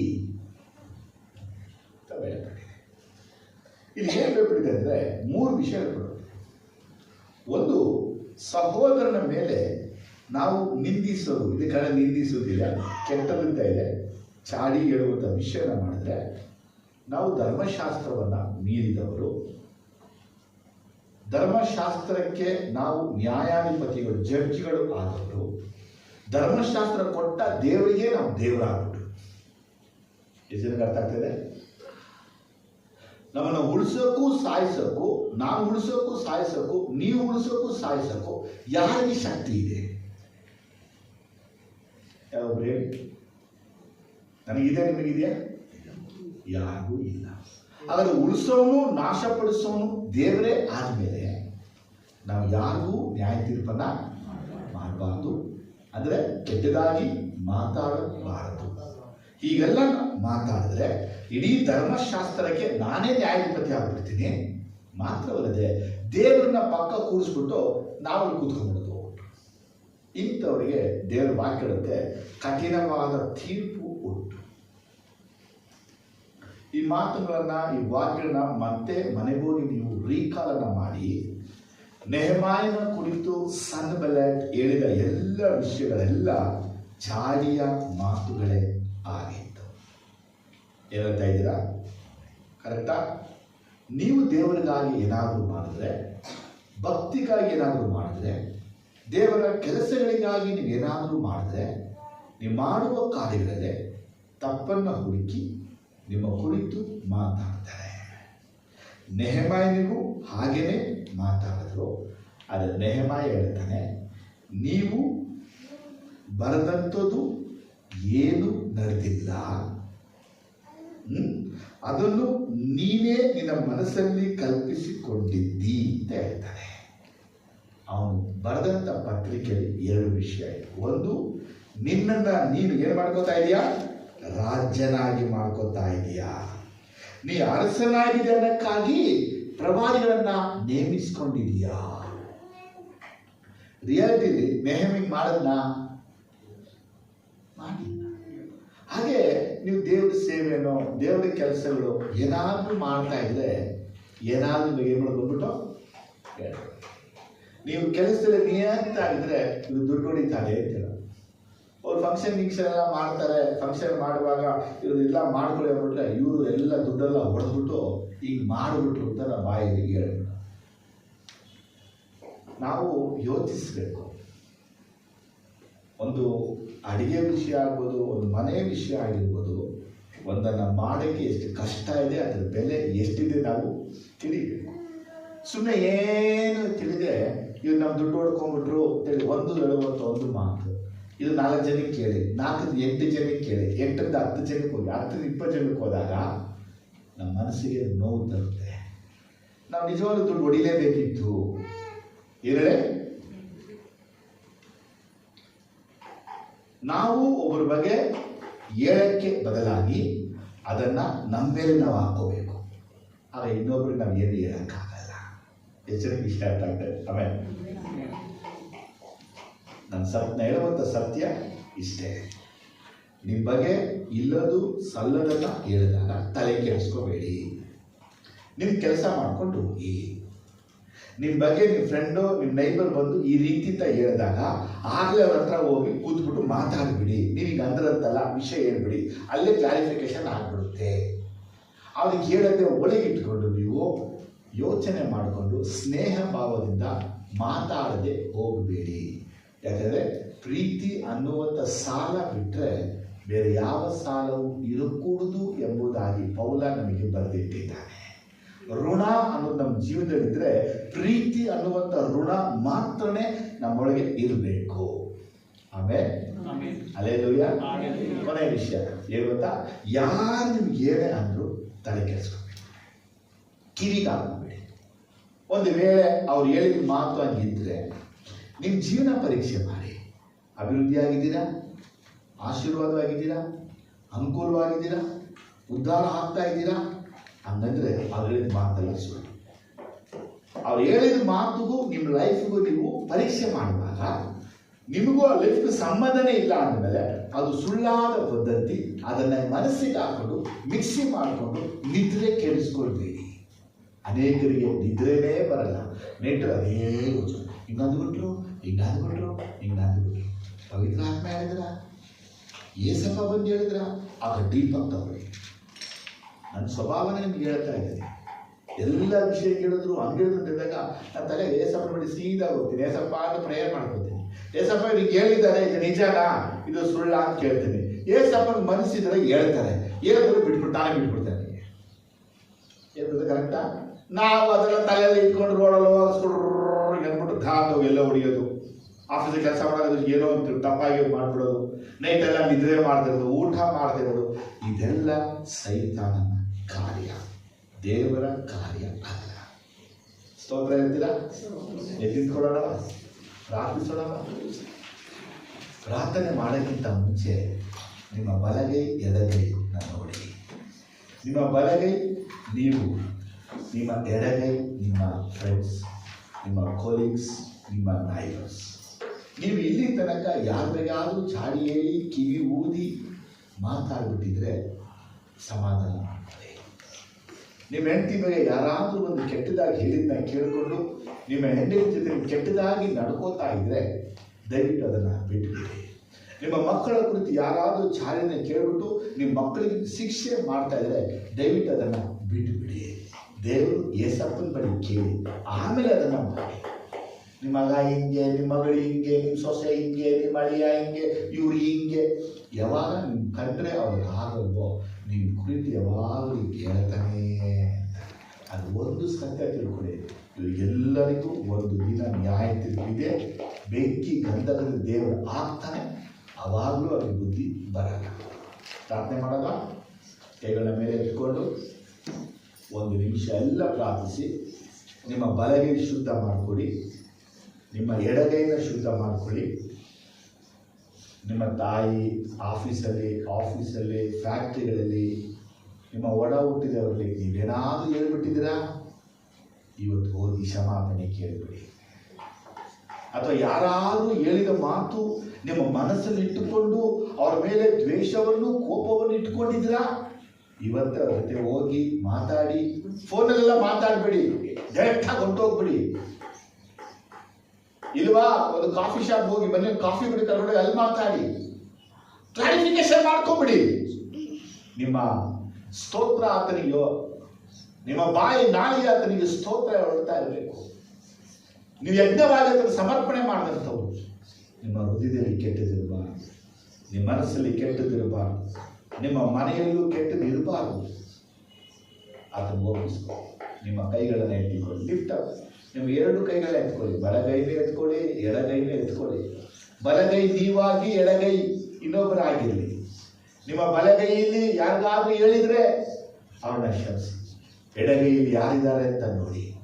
ನಿಮ್ಮ ಲೆಫ್ಟ್ ಹ್ಯಾಂಡಲ್ಲಿ ಯಾರಿದ್ದಾರೆ ನೋಡಿ. ಯಾರ ಕುಟುಂಬ ಹಾಳು ಮಾಡಿಬಿಟ್ರಿ, ಯಾರ ಮನೇನ ಹಾಳು ಮಾಡಿಬಿಟ್ರಿ, ಯಾರ ಮಾತು ಕೇಳ್ಕೊಂಡು ನೀವು ಹಾಳಾದ್ರಿ, ಯಾರ ಮಾತು ಕೇಳಿ ನಿಮ್ಮ ಹೆಂಡತಿ ಬಗ್ಗೆ, ನಿಮ್ಮ ನಾದಿನಿ ಬಗ್ಗೆ, ನಿಮ್ಮ ತಮ್ಮನ ಬಗ್ಗೆ, ನಿಮ್ಮ ಅಕ್ಕನ ಬಗ್ಗೆ, ನಿಮ್ಮ ತಮ್ಮನ ಮಗನ ಬಗ್ಗೆ, ತಮ್ಮ ಹೆಂಡತಿ ಅಕ್ಕನ ಬಗ್ಗೆ, ನಿಮ್ಮ ಒಡ ಹುಟ್ಟಿದ್ರ ಬಗ್ಗೆ ಯಾರೆಲ್ಲ ಏನ್ ಹೇಳ್ಬಿಟ್ರೋ ಎಲ್ಲ ಕೇಳ್ಬಿಟ್ಟು ಕೋಪಿಸ್ಕೊಂಡ್ಬಿಟ್ರ, ಮಾತು ಬಿಟ್ಬಿಟ್ರ, ಸ್ನೇಹ ಬಿಟ್ಬಿಟ್ರ, ಅವ್ರಿಗೆ ಮಾತೆಲ್ಲ ಕೇಳ್ಕೊಂಡು ಇಷ್ಟು ದಿನಗಳೆಲ್ಲ ತಪ್ಪು ಮಾಡಿಬಿಟ್ರಿ. ಇಲ್ಲಿ ತನಕ ಒಳ್ಳೇದಾಗದಕ್ಕೆ, ಆಶೀರ್ವಾದ ಬರ್ದಕ್ಕೆ ಸೈತಾನ ಕಾರ್ಯ ಮಾಡಿಬಿಟ್ಟ. ಇವತ್ತು ಹೋಗಿ ಒಂದಾಗ್ಬಿಡಿ, ಇವತ್ತೋಗಿ ಕ್ಷಮಾಪಣೆ ಕೇಳ್ಬಿಡಿ, ಇವತ್ತು ಅವ್ರನ್ನ ಕ್ಷಮಿಸ್ಬಿಡಿ, ಮನ್ನಿಸ್ಬಿಡಿ. ಇವತ್ತಿಂದ ನಿಮ್ಮ ಪ್ರಾರ್ಥನೆಗೆ ಉತ್ತರ ಬರುತ್ತೆ. ಇವತ್ತಿಂದ ದೇವರು ಕಾರ್ಯಗಳನ್ನ ಮಾಡ್ತಾನೆ. ಇವತ್ತಿನ ದೊಡ್ಡ ಕಾರ್ಯ ನಿಮ್ಮ ಜೀವನದಲ್ಲಿ ನೋಡ್ತೀರಾ ಎಂಬುದಾಗಿ ಪವಿತ್ರಾತ್ಮನು ಮಾತಾಡ್ತಾ ಇದ್ದ ನನಗೆ. ಪವಿತ್ರಾತ್ಮ ಹೇಳ್ತಾ ಇದ್ರೆ, ಈಗ ಸನ್ನಿಧಿಯಲ್ಲಿ ನೀನು ಅವರನ್ನ ಕ್ಷಮಿಸ್ಬಿಟ್ಟು ನೀನು ಅವರಿಗೆ ಕ್ಷಮಾಪಣೆ ಕೊಟ್ಟಿದ್ದ ನಿಮಿತ್ತವಾಗಿ ನಾನಿನ ಆಶೀರ್ವದಿಸ್ತೇನೆ, ನಾನು ನಿನ್ನ ಜೀವನದಲ್ಲಿ ದೊಡ್ಡ ಕಾರ್ಯ ಮಾಡ್ತೇನೆ ಎಂಬುದಾಗಿ ಪವಿತ್ರಾತ್ಮನು ಹೇಳ್ತಾ ಇದ್ದಾನೆ. ಹಾರ್ಟ್ ಕ್ಲೀನ್ ಆಗ್ತಾ ಇದೆ, ಕಣ್ಣುಗಳು ಕ್ಲೀನ್ ಆಗ್ತಾ ಇದೆ, ಮನಸ್ಸುಗಳು ಕ್ಲೀನ್ ಆಗ್ತಾ ಇದೆ. ದಯವಿಟ್ಟು ನಾ ಹೇಳ್ತೀನಿ, ಯಾವ ವಿಷಯ ಯಾವ ಸಂಗತಿ ಕೇಳಿ ನಿಮ್ಮ ಮನಸ್ಸಲ್ಲಿ ರುಬ್ಬಬೇಡಿ, ಬಿಟ್ಟುಬಿಡಿ. ಗಾಳಿ ಮಾತು ಗಾಳಿಗೆ ಬಿಡಿ, ದೇವರು ಮಾತನ್ನ ಹೃದಯ ಇಟ್ಟುಕೊಳ್ಳಿ. ಪ್ರಾರ್ಥಿಸಿ, ಎಲ್ಲ ಪ್ರಾರ್ಥಿಸ್ಬೇಕೀಗ, ಪ್ರಾರ್ಥಿಸ್ಬೇಕು. ನಿಮ್ಮ ತಾಯಿ ಕುರಿತು ಏನಾದ್ರು ಹೇಳ್ಬಿಟ್ಟವ್ರ? ನಿಮ್ಮ ತಂದೆ ಕುರಿತು ಏನಾದ್ರು ಬಂದು ಹೇಳೋರ? ನಿಮ್ಮ ಕುರಿತೇ ಹೇಳಿದಾರ? ನಿಮ್ಮ ಹೆಂಡತಿ ಕುರಿತು ಬಂದು ಚಾಡಿ ಹೇಳಿದಾರ? ನಿಮ್ಮ ಮಕ್ಕಳ ಕುರಿತು ಚಾಡಿ ಹೇಳಿದ್ರ? ಒಳಗಡೆ ವೇದನೆ ಅನುಭವಿಸ್ತಾ ಇದ್ದೀರಾ, ಒಳಗಡೆ ನೋವು ಅನುಭವಿಸ್ತಾ ಇದ್ದೀರಾ. ಇವತ್ತೆಲ್ಲ ವಾಮಿಟ್ ಮಾಡಿಬಿಡಿ. ದೂರುಗಾರನನ್ನ ಪರಲೋಕದ ದೊಬ್ಬಿದ ಹಾಗೆ ಇವತ್ತು ನಿಮ್ಮ ಜೀವನದ ದೂರುಗಾರನ ದೊಬ್ಬಿ, ಪರಲೋಕದ ಸೈತಾನನ ಹಟ್ಟಿದ ಹಾಗೆ ಇವತ್ತು ನಿಮ್ಮ ಮನೆಯಿಂದ ಅವರನ್ನ ಹಟ್ಟಿ, ನಿಮ್ಮ ಕುಟುಂಬದಿಂದ ಅವರನ್ನ ಹಟ್ಟಿ, ಸಭೆಯಿಂದ ಅವರನ್ನ ಹೊರಗಟ್ಟಿ, ಚಾಡಿ ಕೋರ ಮಿತ್ರನ ಅಗಲಿಸ್ತಾನೆ, ಸಭೆಯನ್ನ ಕೆಡಿಸ್ತಾ ಇದ್ದಾನೆ. ಇಂಥವ್ರು ಸಭೆಯಲ್ಲಿ ಇರಬಾರ್ದು. ಒಂದು ವೇಳೆ ಇಂಥ ಸಭೆಯಲ್ಲಿ ಇದ್ರೂ ಪರಲೋಕ ರಾಜ್ಯಕ್ಕೆ ಇವರು ಸೇರಲ್ಲ. ಪ್ರಾರ್ಥಿಸಿ, ಬೇಡಿ ಬೇಡಿ ಬೇಡಿ ಬೇಡಿ. ಪರಿಶುದ್ಧವಾದ ದೇವರೇ, ಪರಿಶುದ್ಧಾತ್ಮನೇ, ಇವರೊಳಗೆ ಕ್ಲಿಯರೆನ್ಸ್ ಕೊಡಪ್ಪ. ಇವರ ಹಾರ್ಟನ್ನು ಕ್ಲಿಯರ್ ಮಾಡಪ್ಪ, ಇವರ ಮೈಂಡನ್ನು ಕ್ಲಿಯರ್ ಮಾಡಪ್ಪ, ಇವರ ದೇಹಗಳನ್ನು ಕ್ಲಿಯರ್ ಮಾಡಪ್ಪ. ಯಾರ ಮೇಲೇನೂ ದ್ವೇಷ ಇದೆ, ಎಲ್ಲರ ಮೇಲೆ ಪ್ರೀತಿ ಕೊಡು. ಎಲ್ಲರನ್ನ ಪ್ರೀತಿಸಬೇಕು, ಯಾರ ಮೇಲೆ ಕೆಟ್ಟದಿರಬಾರ್ದು. ಯಾರ ಮಾತನ್ನು ಕೇಳಿ ಇವರು ಡಿಸಿಷನ್ ತಗೊಂಡು ತೀರ್ಮಾನ ಮಾಡಿ ನಿರ್ಣಯಿಸಬಾರ್ದು, ಪರಿಶೀಲಿಸಲಿ. Thank you spirit of God, wonderful God. Thank you Jesus. ಪರಿಶುದ್ಧಾತ್ಮನೇ ನಿಮಗೆ ಸ್ತೋತ್ರ.